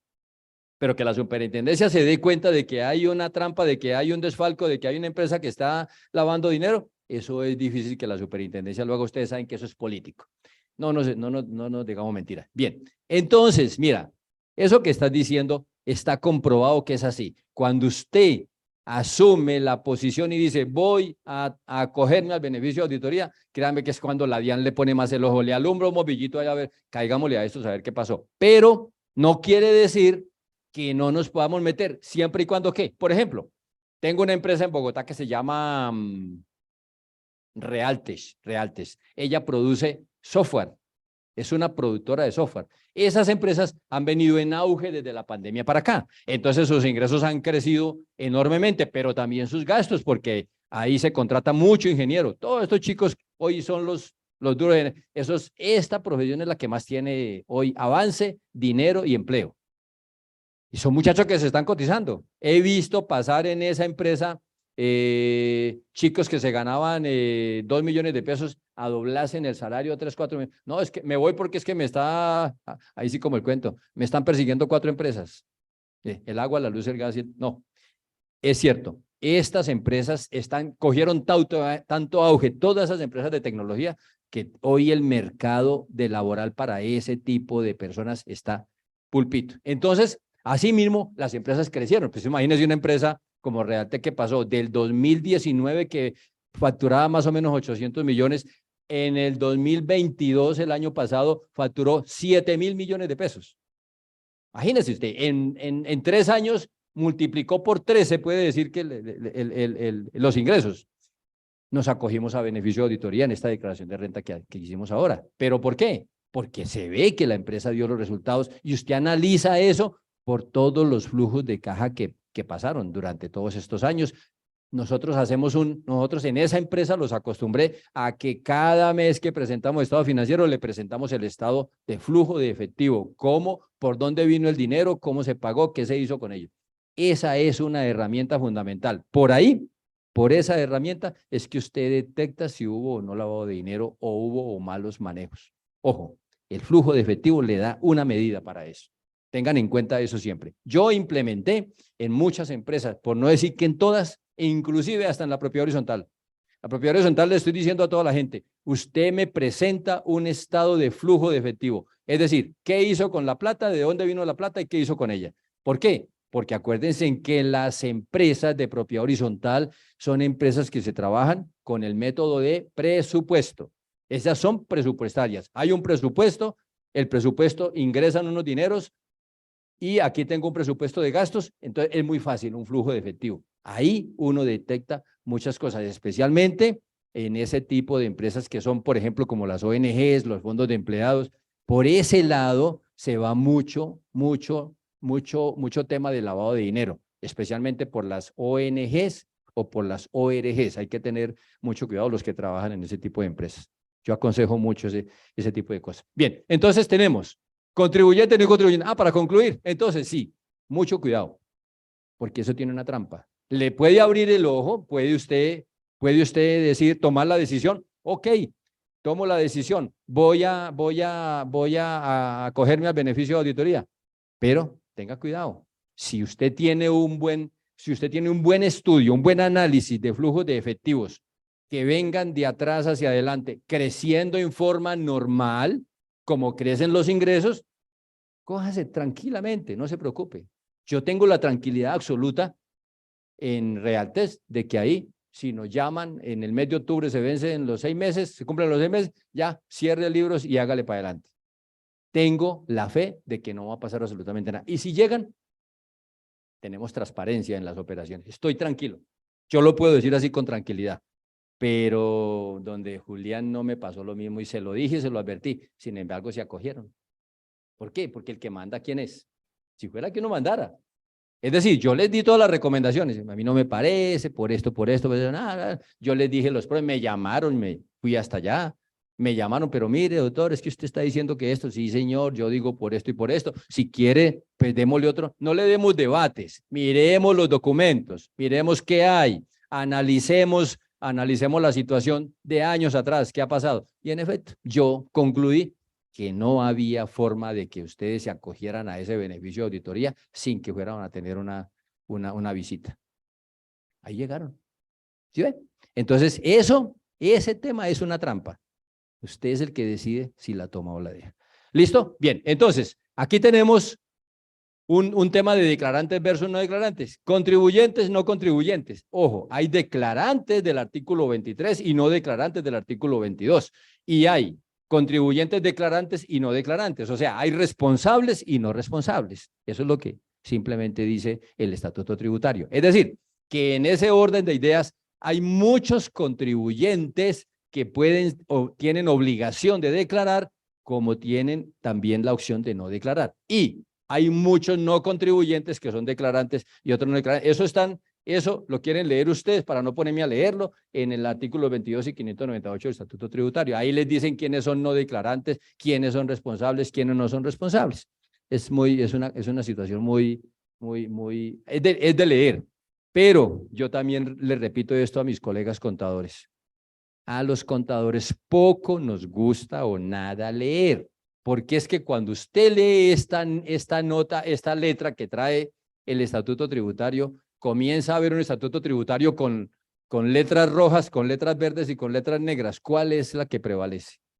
La letra negra, la que está resaltada, porque lo otro ha sido derogado. Ese estatuto de nosotros, yo le llamo el libro gordo de Petete, porque es una cosa tan gorda, tan grande, que cuando usted abre el libro en cualquier artículo va a encontrar tachaduras y de derogaciones. Me he dicho, hay que leer, hay que saber leer el estatuto tributario, porque si no te confundes. Mucha gente lo llama a uno, mire, profe, es que yo leo aquí que el artículo 598, dice, el artículo 694 dice que la sanción es de tal por una exógena. Sí, pero léase la ley 2277, que trajo otras connotaciones, y quizás todavía el estatuto tributario no esté actualizado. Entonces, ¿cuál es la última? ¿Qué prevalece sobre el estatuto tributario? Pues la ley. Y la ley 2277 es la última que prevalece, pero ojo, des en cuenta que todavía está operando la ley 1749. La ley 2010 todavía. Hay muchos conceptos de la ley 2277 que trajo las leyes anteriores, tributariamente hablando, y las expuso aquí, exactamente. Ese es un tema que hay que saber leer, saber analizar. Ese es el tema. Bueno, señor. Ni más faltaba mi don. LAA. Lo escribo yo, lo escribo. Sí.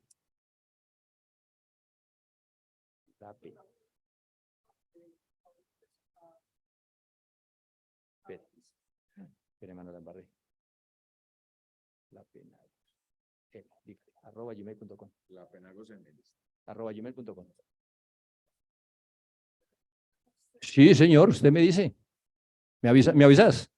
Ok, papá. Bueno, listo. Entonces, ahora, principales pasos para la elaboración de la declaración de renta y complementario para el año global de 2022. Aquí voy a nombrar simplemente los pasos. Me imagino que ya muchos de ustedes tomaron el cursito para la elaboración de renta de la declaración de renta del año 2022 de las personas naturales. Aquí simplemente voy a nombrar los pasos. Identifique si la persona natural es residente. Este tema, este primer punto es hoy en día es muy clave. Porque mire, a mí me llaman antes de la declaración, es más, ni siquiera antes de la declaración de renta. Estamos en plena producción de las declaraciones de renta y comienzan los alumnos, los compañeros, los colegas. Oiga, es que tengo un señor que vive en Estados Unidos, pero aquí se gana unos arriendos y allá él trabaja allá trabaja en una empresa de servicios, no sé qué, complementarios de aseo y sí sé cuántas. Entonces, ¿qué hago con esos ingresos de aquí? ¿Se los declaro o no se los declaro? Todavía la gente preguntando eso sobre la declaración de renta que se vence hoy. Dice uno, pero ¿cómo va a catalogar hacer una declaración de renta? Óigame bien, hacer una declaración de renta de un colombiano que vive aquí es lo más sencillo del mundo, digámoslo así en teoría, aunque tiene sus intríngulis. Pero cuando ya usted toca a un contribuyente que vive en el extranjero, pero que tiene muchas cosas aquí, todavía tiene mucho patrimonio aquí, además de eso tiene ingresos acá.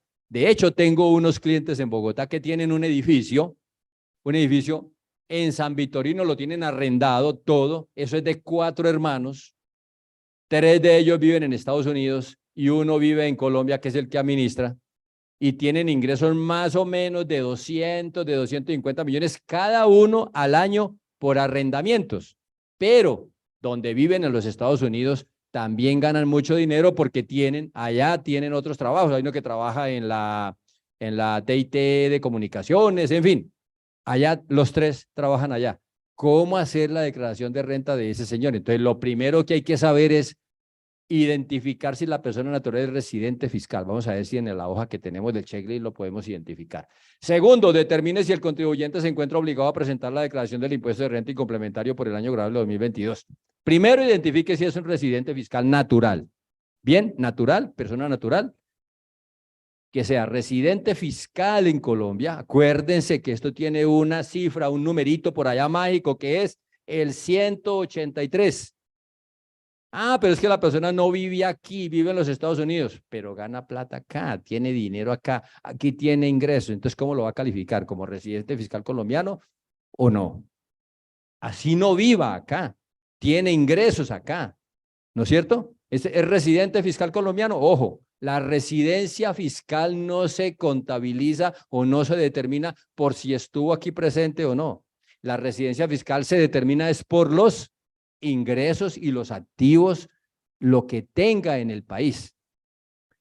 Una de las partes es cuántos días estuvo en Colombia o cuántos días permanece en los Estados Unidos o en cualquier parte del mundo donde esté.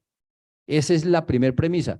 La segunda es qué tiene él acá, de qué vive él acá, qué patrimonio tiene acá, qué ingresos tiene aquí, qué genera acá, cómo los administra. Es algo complejo, créanme que es algo complejo. Ahora miramos ese tema. Tercero, verifique el plazo máximo aplicable a la persona natural para la presentación de su declaración de renta y complementario. Cuarto, confirme si la persona natural está obligada o no a llevar contabilidad. Todos esos pasitos es lo que uno debería hacer como, óigame bien, como estamos hablando de procedimiento tributario, entonces aplíquese juiciosamente un tema y hágalo con tiempo. Es que mire, ya van a empezar las declaraciones de renta de las personas. Es que ya estamos encima, es en agosto. ¿Y agosto qué? Ya. Junio se acabó porque esto no son sino fiestas y festivos y toda la cosa. No hay cosa más horrible. Vea, acá, yo estaba en Curazao ayer. Yo llegué de Curazao ayer, anoche. Y ya tengo en mi correo 6 de las 80 y pico declaraciones que ya tengo, 6 personas, 6 clientes que ya me han mandado los documentos. Yo soy así, yo preparo las declaraciones con mucho tiempo. Eso lo aprendí de muchos jefes que yo tengo. Yo tengo muchos jefes, los clientes míos son mis jefes. Entonces, muchos de esos clientes me dicen, Penagos, si a mí me traes una declaración de retención en la fuente hoy, a las 3 de la tarde, para que yo le pago, yo le echo la madre. Así es. ¿Cómo se le ocurre a un contador llevarle a su jefe, sobre todo con las damas? Yo, por lo menos, me he enfrentado a señoras gerentes de las empresas y yo les he dado absolutamente toda la razón. Una vez me llamó una señora furiosa. Una señora me llamó furiosísima. La señora era nada más ni nadie menos que la doctora Marta Lucía Ramírez, una señora que es psicóloga, analista, trabaja con niños autistas, es una señora empresaria, tiene su propio consultorio y ella se llama así, doctora Marta Patricia no sé qué, SAS. Yo le puse un contador allá y a ese contador le dije yo, ¿por qué? Pues yo iba recomendado por alguien que me conoció a mí, trabajen con el doctor Penagos, se lo recomiendo porque él es estricto, juicioso, dedicado, es muy normativo y además es analista y además él es muy metódico. Ya, claro, con esa presentación voy y le llevo a Alex. Delante de la doctora le dije, doctora, mire, yo no puedo estar presente aquí, pero yo vengo y le rindo los informes, yo se los entrego yo mismo, yo no dejo que los chicos hagan esto, pero sí los oriento para que hagan esto. Bueno, pasó el primer mes y perfecto, como todo, escoba nueva barre bien. Pasó el segundo mes, perfecto, escoba nueva barre. Doctora, ¿cómo vamos? No, perfecto, vale, ese es muy juicioso. El tercer mes no pasó nada y callado. Yo no llamé, no me llamaron. Cuarto mes y yo. Quinto mes, sexto mes, me pellizco y digo yo, ¿qué pasaría con la doctora, con el consultorio? Llama a la doctora, ay, ese vaciadón que me pegó esta señora. No, Luis Alberto, yo, pero doctora, los 3 primeros meses hablamos, me llamaba y hablábamos y que todo iba muy bien. El cuarto ni el quinto ni el sexto, me llamaron. Mire que yo me pellizco 3 meses después y usted me viene con esa andanada de quejas.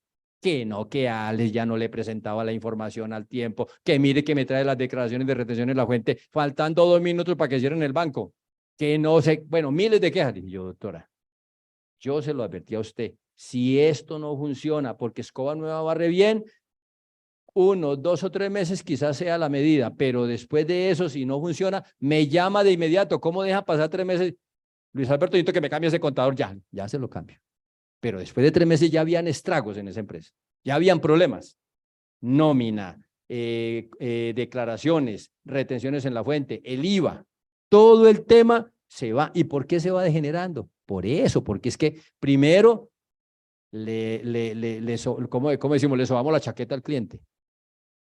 Y le hacemos creer que eso es una panacea y que somos muy juiciosos y toda la cosa. Pero después, ¿qué pasó? ¿Qué pasó? Ponga la cara. Pues me tocó irme a poner la cara, a sentarme con una chica que me conseguí. Le dije yo, mamita, ve, aquí trabajamos. Esto se tiene que trabajar así. Si usted me... Ahí tengo la pelada, ya lleva 2 años ahí. Ahí tengo la chica trabajando allá, bien juiciosa. ¿Por qué? Son temas muy complejos. Listo. Entonces, confirme si esa persona natural está obligada a llevar contabilidad o no. Si está llevada, si está obligada, entonces, ¿está llevando contabilidad o no? Ahora, yo pregunto, ¿cómo me llamaron también, a mí me llaman el Chicharrón Penagos. Doctor, es que ¿cómo le parece que tengo un señor que trabaja en Duitama y tiene un tema de, él lo que hace es venderle a las empresas de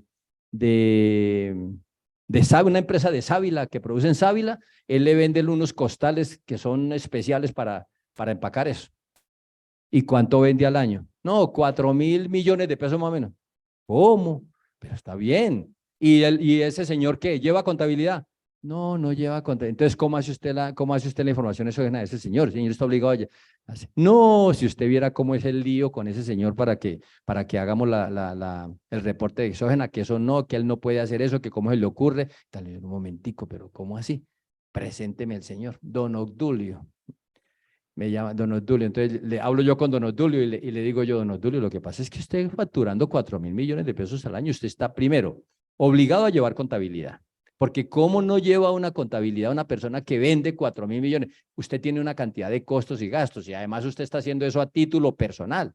¿Cómo hacen su declaración de, no, yo tengo ahí mi contador, lo que pasa es que mi contador se me fue y era muy bueno? ¿Qué clase de contador tenía usted, don Obdulio, por favor? Entonces, no, que era muy bueno porque él no me refutaba nada y él me hacía todo lo que yo le decía. Pues hay que ver qué le hacía. Entonces, la chica que me llamó le dije yo, mire, revísele esto y esto y esto. Si no, no se meta en ese lío porque ese señor debe tener tantos chicharrones allá que en cualquier momento lo va a coger la DIAN y le va a pegar su apabullada. En efecto, le hicimos un diagnóstico. Nada de lo que el señor hace se parece a lo que se revelan las declaraciones de renta. Nos pusimos a coger las declaraciones de renta de 5 años atrás y los ingresos aparecían es que 100 millones, 200 millones el siguiente año, de pronto 220 el siguiente año y de pronto se bajaba a 100. Pero ¿cómo así? Cuando los ingresos del señor pasaban de 4.000 millones. Yo, pero ¿cómo así? No entiendo. Entonces, ¿de dónde sacan esa cifra? Entonces, ¿el señor está mintiendo o la realidad es otra? Le dije, le dije a esta chica, le dije, no nos metamos en eso. Cancélelo, ábrase de ahí. Ay, pero profe, ¿yo qué hago? Yo estoy muy mal de plata. Quiera que otro vendrá, no se preocupe por eso. Ese es un tema muy complejo de manejar con los contribuyentes, personas naturales especialmente. Hay que tenerle, es que a veces somos hasta caprichosos también y nos dejamos llevar por los caprichos de los clientes. Uno tiene que hacer, yo en esto aprendí que hay que hacer con el contribuyente así, pan, pan y vino, vino. Venga para acá, ¿usted qué tiene? ¿Qué no tiene? Ahí me pasó el año pasado con otro señor. Se le murió la esposa. Yo venía haciendo la declaración de renta de hace 10 años. Le dije yo, don Luis, hágame el favor. Hace 10 años le dije, don Luis, de estas propiedades, ¿qué propiedades son suyas, propias, suyas al 100% y qué propiedades tiene con su esposa por un porcentaje que sea? De las 14 propiedades me mostró 2 con los documentos, hermano, donde decían que tenía participación la señora esposa. Esas 2, listo. Venimos declarando y la señora venía haciendo su declaración de renta. Se muere la señora y el señor, se muere la señora y el señor a los pocos días ya tenía moza, pues por decirlo de alguna manera. Ya tenía otra, una querida, como dicen en la costa. Claro, cuando le aparece la querida, entonces le aparecen las hijas que son unas tigresas y papá, ¿cómo se le ocurre? Que no sé qué, y entonces lo de mi mamá, ¿cómo va a quedar? Y los suyos lo va a quitar esa vieja, que no. Todo lo que ocurre normalmente en ese tipo de relaciones, ¿no? Bueno, entonces me llama. Oiga, doctor, es que necesitamos, una de las hijas me llama. Doctor, es que necesitamos que mi papá, pues como mi mamá se murió, usted sabe, no sé qué sé cuánta, y necesitamos hacer, mirar las declaraciones de renta de mi mamá, porque mi mamá parece que no tenía sino 1 o 2 casas, y resulta que mi papá tiene 14, de esos 14 apartamentos, casi que más de la mitad es de mi mamá, que no sé qué. Le dije, no, un momentico, yo tengo los papeles, los documentos que ahí, solamente de esas propiedades, solamente 2 son de su mamá y tienen un 80%, eso es lo que yo vengo declarando. No, a mí me da mucha pena, doctor Penagos, pero mi papá todo lo consiguió y le sacaba a mi mamá el 50%. Le dije yo, pues yo no sé dónde está, entonces revisemos. Oiga, qué pifiada tan tenaz la mía ahí en ese tiro. Ahí sí lo siento, me pedí excusas, me revolqué, dije yo, mire, me metió un gol, el señor me metió los goles a mí. Yo estaba convencido de que de que lo que él me decía era verdad. Fíjense que no se puede confiar en eso. Hay que mirar los documentos, hay que mirarlos definitivamente. Bien, el quinto paso, cerciórese de que la persona natural esté inscrita en el RUT o que en caso de tenerlo esté actualizado. Ojo, la DIAN actualiza muchas veces el RUT de oficio. Cualquier bobadita que pase por ahí. No sé si de pronto hasta porque el RUT está actualizado en la fecha. Pero hay muchas cosas del RUT que le garantizo que si ustedes lo revisan, pongan el trabajo, pónganse en el trabajo de hacerlo, hagan ese trabajito. Venga, présteme su RUT, mírenle de cuándo está la fecha de ese RUT y pregúntele cuál es la dirección suya, cuál es el correo electrónico. Y acuerde que hoy tiene sanciones. Son chiquiticas las sanciones, pero tiene problemas si un RUT no está actualizado, por lo menos en la dirección, el teléfono y el correo electrónico. Esas son las 3 principales cosas no, falta una, la actividad económica. ¿Por qué? Porque es que resulta que si usted va a hacerle la declaración de renta a una persona que tiene una actividad, el tipo vende gallinas, pero por allá figuraba, primero era contador, pero se quebró y se fue a vender gallinas y quedó como contador. ¿Y usted qué hace, hermano? ¿De dónde provienen sus ingresos? No, hermano, yo compro y vendo gallinas o compro y vendo carros, pero aquí tiene una actividad de contador. Entonces, ¿qué hacemos? ¿Por qué no lo actualiza? Entonces, fíjense que es muy importante revisar el RUT. Hay que revisar el RUT de la persona que esté actualizado, porque eso tiene sanciones, repito. 6, verifique si la persona natural está obligada a utilizar el instrumento de firma electrónica para presentar declaración si cuenta con él. Por ejemplo, el señor es el representante legal de una asociación o es el administrador de un conjunto residencial o es el presidente de un consejo directivo y está obligado a firmar las declaraciones tributarias de esa empresa. Tiene que tener firma electrónica, indudablemente.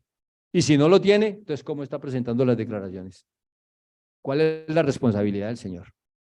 Dense en cuenta. Eso, aparentemente, es simplemente algo escrito aquí, pero fíjate que es tan importante que usted lo revise. 7, seleccione el formulario que debe utilizar la persona natural para presentar su declaración, es decir, si es 110 o el 210. Mucha gente se confunde con eso.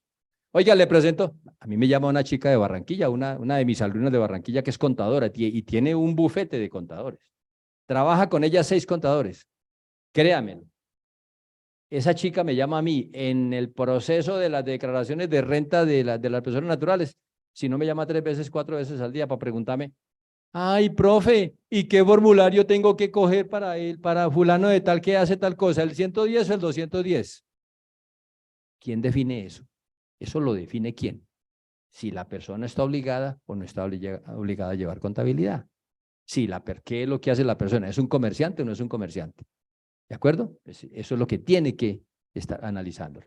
Analice la estructura del formulario a utilizar, identifique el tipo de información que debe declarar. ¿Por qué coloco esto ahí? Muy sencillo, porque es que cualquier error que usted tenga en la declaración, la DIAN se lo cobra como una o bien inexactitud, o bien un error aritmético, o bien un error de procedimiento. Cualquier cosa tiene sanción y no hay cosa, óigame bien, lo digo yo con conocimiento de causa. Cuando usted va a pagar una multa, a usted ¿qué le están haciendo? Le están sacando la platica de su bolsillo y eso no vale cualquier cosa. Cuando, me acuerdo yo, no sé, hace muchos años no me ponen una multa de tránsito. Tal vez en alguna carretera me pasé una curva, iba con mi señora y con mis niños, estaban muy chiquitos, y me pasé en una curva y de pronto apareció el policía. Señor, ¿usted vio lo que acaba de hacer? Sí, señor, ¿cómo no? ¿Y entonces qué hacemos? Le dije, no, ¿qué hacemos? No, usted es el que tiene el pito. ¿Y por qué lo hizo? Señor, pues yo veo que me puedo pasar, pero eso es una maniobra peligrosa. Pues sí, señor, pero yo me pasé, con eso que lo hace cualquiera, porque veo que no viene carro. Entonces le voy a hacer su comparendo. Haga el comparendo. Y mi señora por allá, papi, men, por favor, mira, trate con ese señor y dele alguna plata. No, señora, ese es el trabajo de él. O sea, yo tengo unos principios pero me dolió tanto haber pagado esa multa y jamás volví a pagar una multa de tránsito. Y manejo carro todo el tiempo, aquí en Estados Unidos, en Europa, donde voy, manejo carro, pero soy tan prudente, yo no puedo, es que me dolió tanto haber sacado, y eso que en ese entonces eran como, póngale que eran 400, 600,000 pesos, pero me dolió en el alma, claro, hice el curso y pagué menos, pero me dolió tanto, pero mi esposa sí me decía, papi, ven, pero ay, arregle con él, no sé qué, y el policía te insinúa, es que el policía aquí te insinúa, aquí te dice ponete moradito, eso te vale, eso, ponete 4 veces moradito ahí, hermano, que eso es por Dios, por eso es que este país está como está. Vamos llevados, vamos llevados. Bueno, ok, entonces, calculen ustedes lo siguiente. Cualquier cosa que usted no haga de esos procedimientos que le estoy dando, que son 12, ahí llevamos 8, recopile y revise los soportes que va a necesitar para la declaración de información solicitada. Repito nuevamente ese punto 9, porque no me puedo confiar en lo que ustedes o en lo que nosotros todos reportamos en la información exógena. Porque está mal, muchas veces está mal. Y muchas veces los chicos que le ayudan a uno, porque en esto ya es de todo, ¿no? Entonces, por ejemplo, hay personas que se dedican, llega la temporada de exógena y, profe, tiene trabajito. Por ejemplo, yo tengo un chico, Alex. Ese chico es experto en información exógena. Cuando me cometió el error que cometió, él me dijo, la verdad, profe, le confieso. Porque yo le dije, venga, hermano, ¿aquí qué pasó? Dígame la verdad antes de que yo la siga embarrando o antes de que me rebote todo lo que usted me ha dicho de ahí para atrás. Dígame la verdad. Usted hizo esto por salir del paso y mire el problema que tenemos. ¿O qué sucedió? Sí, profe, yo, la verdad, sí, estaba afanado, no sé qué, tenía un problema con mi señora, que no sé qué, sí sé cuándo. Bueno, mano, pues entonces va a tocar parar con usted el trabajo. Y paré con él el trabajo un tiempo. Después el hombre se reivindicó, me llamó, me pidió perdón, me dijo, no, ya he reflexionado sobre esto. Dije, bueno, tiene otra oportunidad. De para acá no he vuelto a tener problema y estoy trabajando con él desde el 2010. Estoy trabajando con él. Y ese tipo, ese muchacho, es un bacán. Es experto en información exógena, tanto nacional como municipal como distrital. Yo lo mando para cualquier parte ya con los ojos cerrados, pero obviamente le sigo advirtiendo y como le dijo Reagan a Gorbachov, confía, pero verifica. Entonces yo lo llamo, venga hermano, ¿qué hizo acá? ¿Cómo reportó acá? Coge una declaración de renta. En este renglón hay 32 millones de pesos. ¿Dónde lo reportó? En tal formulario, media beta, tata. Yo le hago una auditoría a eso. ¿Por qué? Porque bueno, no falta problema. Pero hay personas que se especializan en eso para esas épocas. Pero ojo, no cierre los ojos totalmente. Por favor, analicen, piensen, verifiquen, sobre todo verifiquen. Confía, pero verifique. Esto no es para cerrar los ojos y no, ya estuvo. O hacer la declaración de renta con la información exógena que te manda la DIAN. Eso puede tener muchos errores y he visto mucha gente condenada con eso. Ahí tengo el problema con Alejita y doña Leonor. Ahí lo está corrigiendo.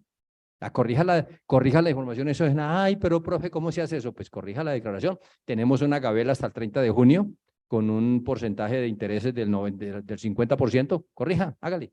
Listo. 10. Clasifique la información solicitada de acuerdo con la estructura de cada formulario y analice la norma tributaria aplicable para el reconocimiento de la información. Eso está entendible. 11. Construya un borrador en Excel, por favor, por favor, por favor. Mucha gente no hace ese ejercicio. Es más, yo le aconsejo a todo el mundo, oiga, haga la matriz, tanto para personas jurídicas como para personas naturales, haga la matriz de la declaración de la renta donde usted depure. Esto fue lo que le dio contablemente, esto fue lo que usted no se dedujo, esto es lo que usted tenía que involucrar nuevamente y estas son las cifras de la declaración de renta. ¿Qué hace usted con esto?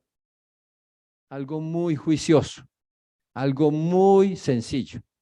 Mañana la DIAN le hace un requerimiento y le dice, señor, ¿me puede prestar la conciliación fiscal de Pepito o de Pepito o de Pepita o de la empresa tal?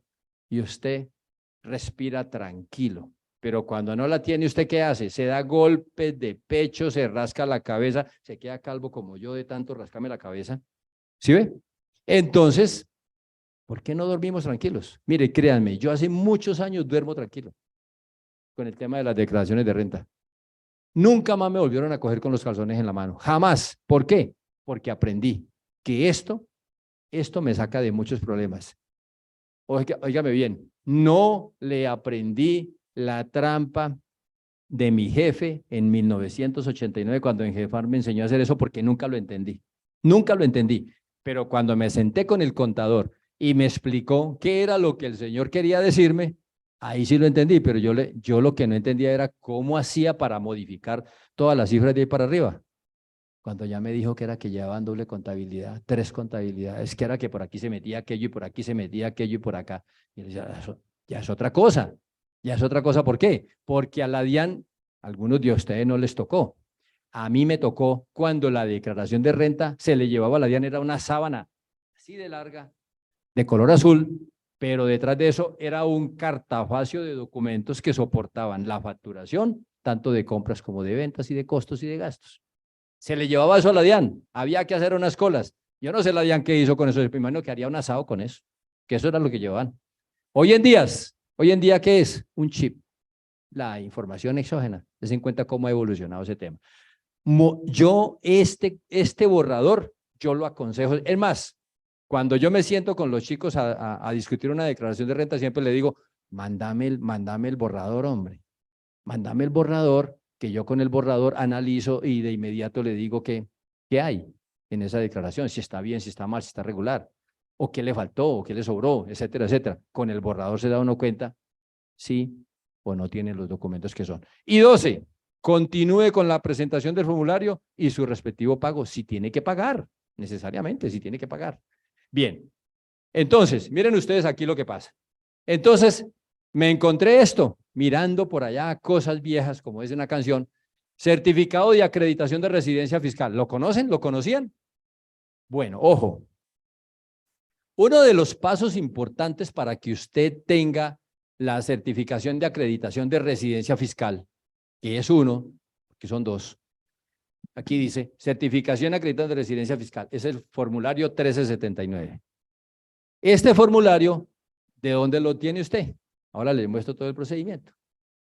Para que usted sepa que tiene que presentar, que un contribuyente tiene que presentar un certificado de residencia fiscal, tiene que entrar por los servicios de la DIAN y llenar todos estos documentos, todos estos datos que le están pidiendo aquí. Lo llena y al final lo obtiene, pero esto tiene 14 pasos. Rápidamente se los voy a pasar. Procedimiento tributario, que usted no conocía, que usted no sabía. Ojo, ¿sí ve? ¿Y cómo certifico la residencia fiscal de un contribuyente? Ojo, no es para todos, es para los contribuyentes que necesitan acreditar residencia fiscal. O sea, no es que usted diga, voy a hacerle la declaración a fulanito de tal porque estuvo 183 días aquí, o un extranjero que estuvo aquí 183 días. Eso no es así, que usted ya y que por el tiempo que estuvo aquí, ¿cómo lo acredita? Mediante un formulario que se llama así, certificación. ¿De acuerdo? Los residentes colombianos no tienen ese problema, eso no tienen que hacer esto con la declaración de renta, pero un residente extranjero, ¿no es cierto?, que haya pasado en Colombia más de 183 días, tiene que tener. ¿Y para qué necesita esto ese señor contribuyente? Porque hay otro formulario que se llama activos en el exterior, que se lo van a pedir allá de donde él es nativo, ¿no es cierto? Muéstreme la residencia fiscal en Colombia que usted declara en Colombia. Aquí está. Y viceversa, a los que son residentes colombianos en otros países, les van a pedir un certificado de allá para que declare sus activos en el exterior aquí en el formulario 160. ¿Sí lo recuerdan? Ojo, que el formulario 160 se presenta junto con la declaración de renta del contribuyente el mismo día porque tiene el mismo vencimiento, el de activos en el exterior. Entonces, esto va y viene. Nosotros en Colombia les pedimos este certificado al contribuyente, persona natural, extranjero, residente, que tiene residencia fiscal en Colombia, porque eso se lo van a pedir ¿a dónde? Aquí en Colombia. Allá, y el residente colombiano en el exterior, allá llena otro formato que se lo van a pedir en Colombia. Esto es lo que llaman la intercambio de información, de documentación. Es simplemente para eso. Entonces, eso tiene una cantidad de pasos. Aquí está el resto del formulario. Ese es el resto. Ustedes ven que es una sola paginita. 1379, aquí está el otro. Aquí. Por su parte, la expedición del certificado de situación tributaria le exigen los siguientes requisitos. Esto tiene como todo, ¿no? Todos los requisitos. Fotocopia, cuando el solicitante actúe a través de un tercero, se requiere poder para adelantar el trámite. Para reclamar el certificado en nombre de la persona solicitante se requiere de un poder, una autorización. Todo esto es tramitología. Fotocopia del documento de identidad, cuando el solicitante actúe a través de un tercero se requiere poder para adelantar trámite. En caso de que el poder referido en un punto anterior sea otorgado en el exterior, se debe adjuntar la respectiva apostilla. ¿Qué galleta es una apostilla?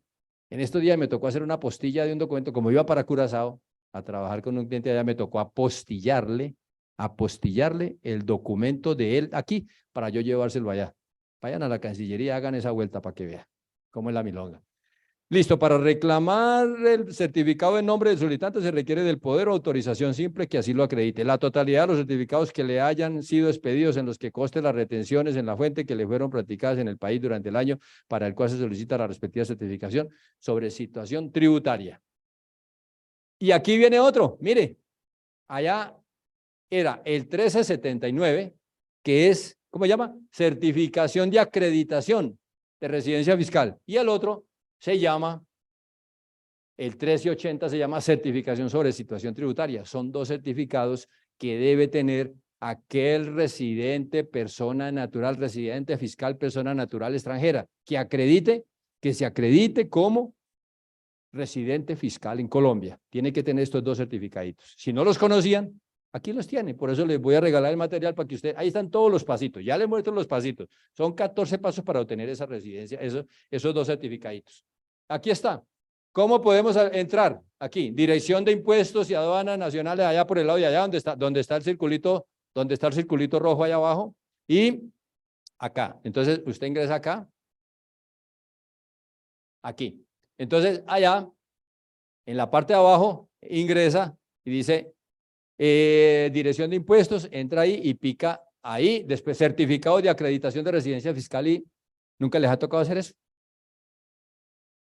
Nunca han toreado ese tema. Ese tema es bien importante por si de pronto les toca, ya ustedes lo están viendo acá. ¿Listo? Ahí, certificado de acreditación de residencia fiscal y situación tributaria. Fíjense que son 2, van acompañaditos, el 1379 y el 1380. Aunque no lo crea, eso tiene muchas cosas. Mire, entras aquí, generalidades, certificado de residencia fiscal y situación tributaria. Sigue acá. Paso 4, en la parte inferior selecciona la opción solicite su certificado de residencia fiscal y situación tributaria. Solicite su certificado de residencia fiscal y situación tributaria. ¿Listo? Paso 5, diligencia de la información solicitada respecto al tipo y número de documentación. Hacer clic en el botón crear solicitud. Al dar clic en este botón, el sistema identificará si el solicitante cuenta con RUT. Ahí le da su. El paso 6, como el sistema identifica si el solicitante cuenta con RUT, de inmediato aparece otra ventana en la que debe diligenciar los datos que comúnmente se ingresan para acceder al portal de la DIAN y hacer clic en el botón ingresar. Paso 7, desplegar el menú que aparece al lado izquierdo de la ventana. Es un proceso largo, es un procedimiento larguito. O sea, ahí donde tiene uno que darse cuenta si uno no ha entrado o no ha entrado por la DIAN. Aquí dice, solicitud de certificado de tránsito, se llama eso. ¿Listo? De situación financiera, perdón. Sigo, 7. 8. En la ventana siguiente hacer clic en la opción solicitud de certificado de residencia fiscal y o situación tributaria, allá abajo. Sigue la 9, hacer clic en la opción crear una nueva solicitud. Sigue la 10, aparecerá una nueva ventana. Imagínense, ¿a dónde va todo eso? Una nueva ventana con los datos básicos de la persona. Esta información no se puede modificar, pues se carga automáticamente en caso de que no cuente con datos como el celular o correo. Esto se debe diligenciar. Una vez se ha verificado que la información está correcta, se debe hacer clic en el botón que aparece en la parte inferior, solicitar certificados. 11, diligencia de la información solicitada respecto al tipo de certificado. Ahí está, pues. Una vez verificada la información, se debe hacer clic en el botón agregar y si desea generar un nuevo certificado, deben seguir los mismos pasos. 12, si por error se agregó un certificado que no se requería, se puede subsanar haciendo clic en el botón eliminar. 12, si por error se agregó un certificado,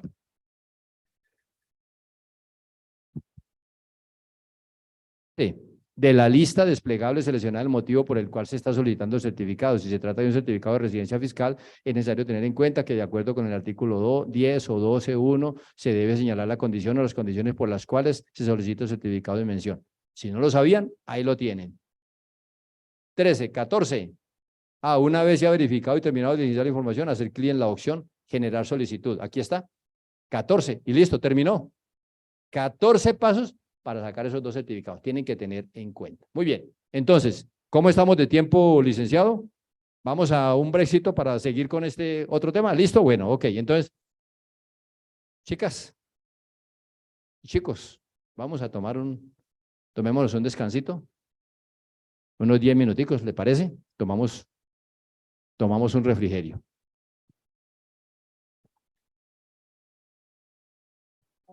Sí.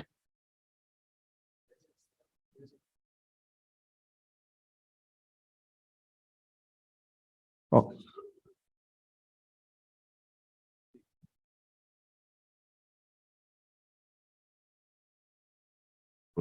Ahora sí.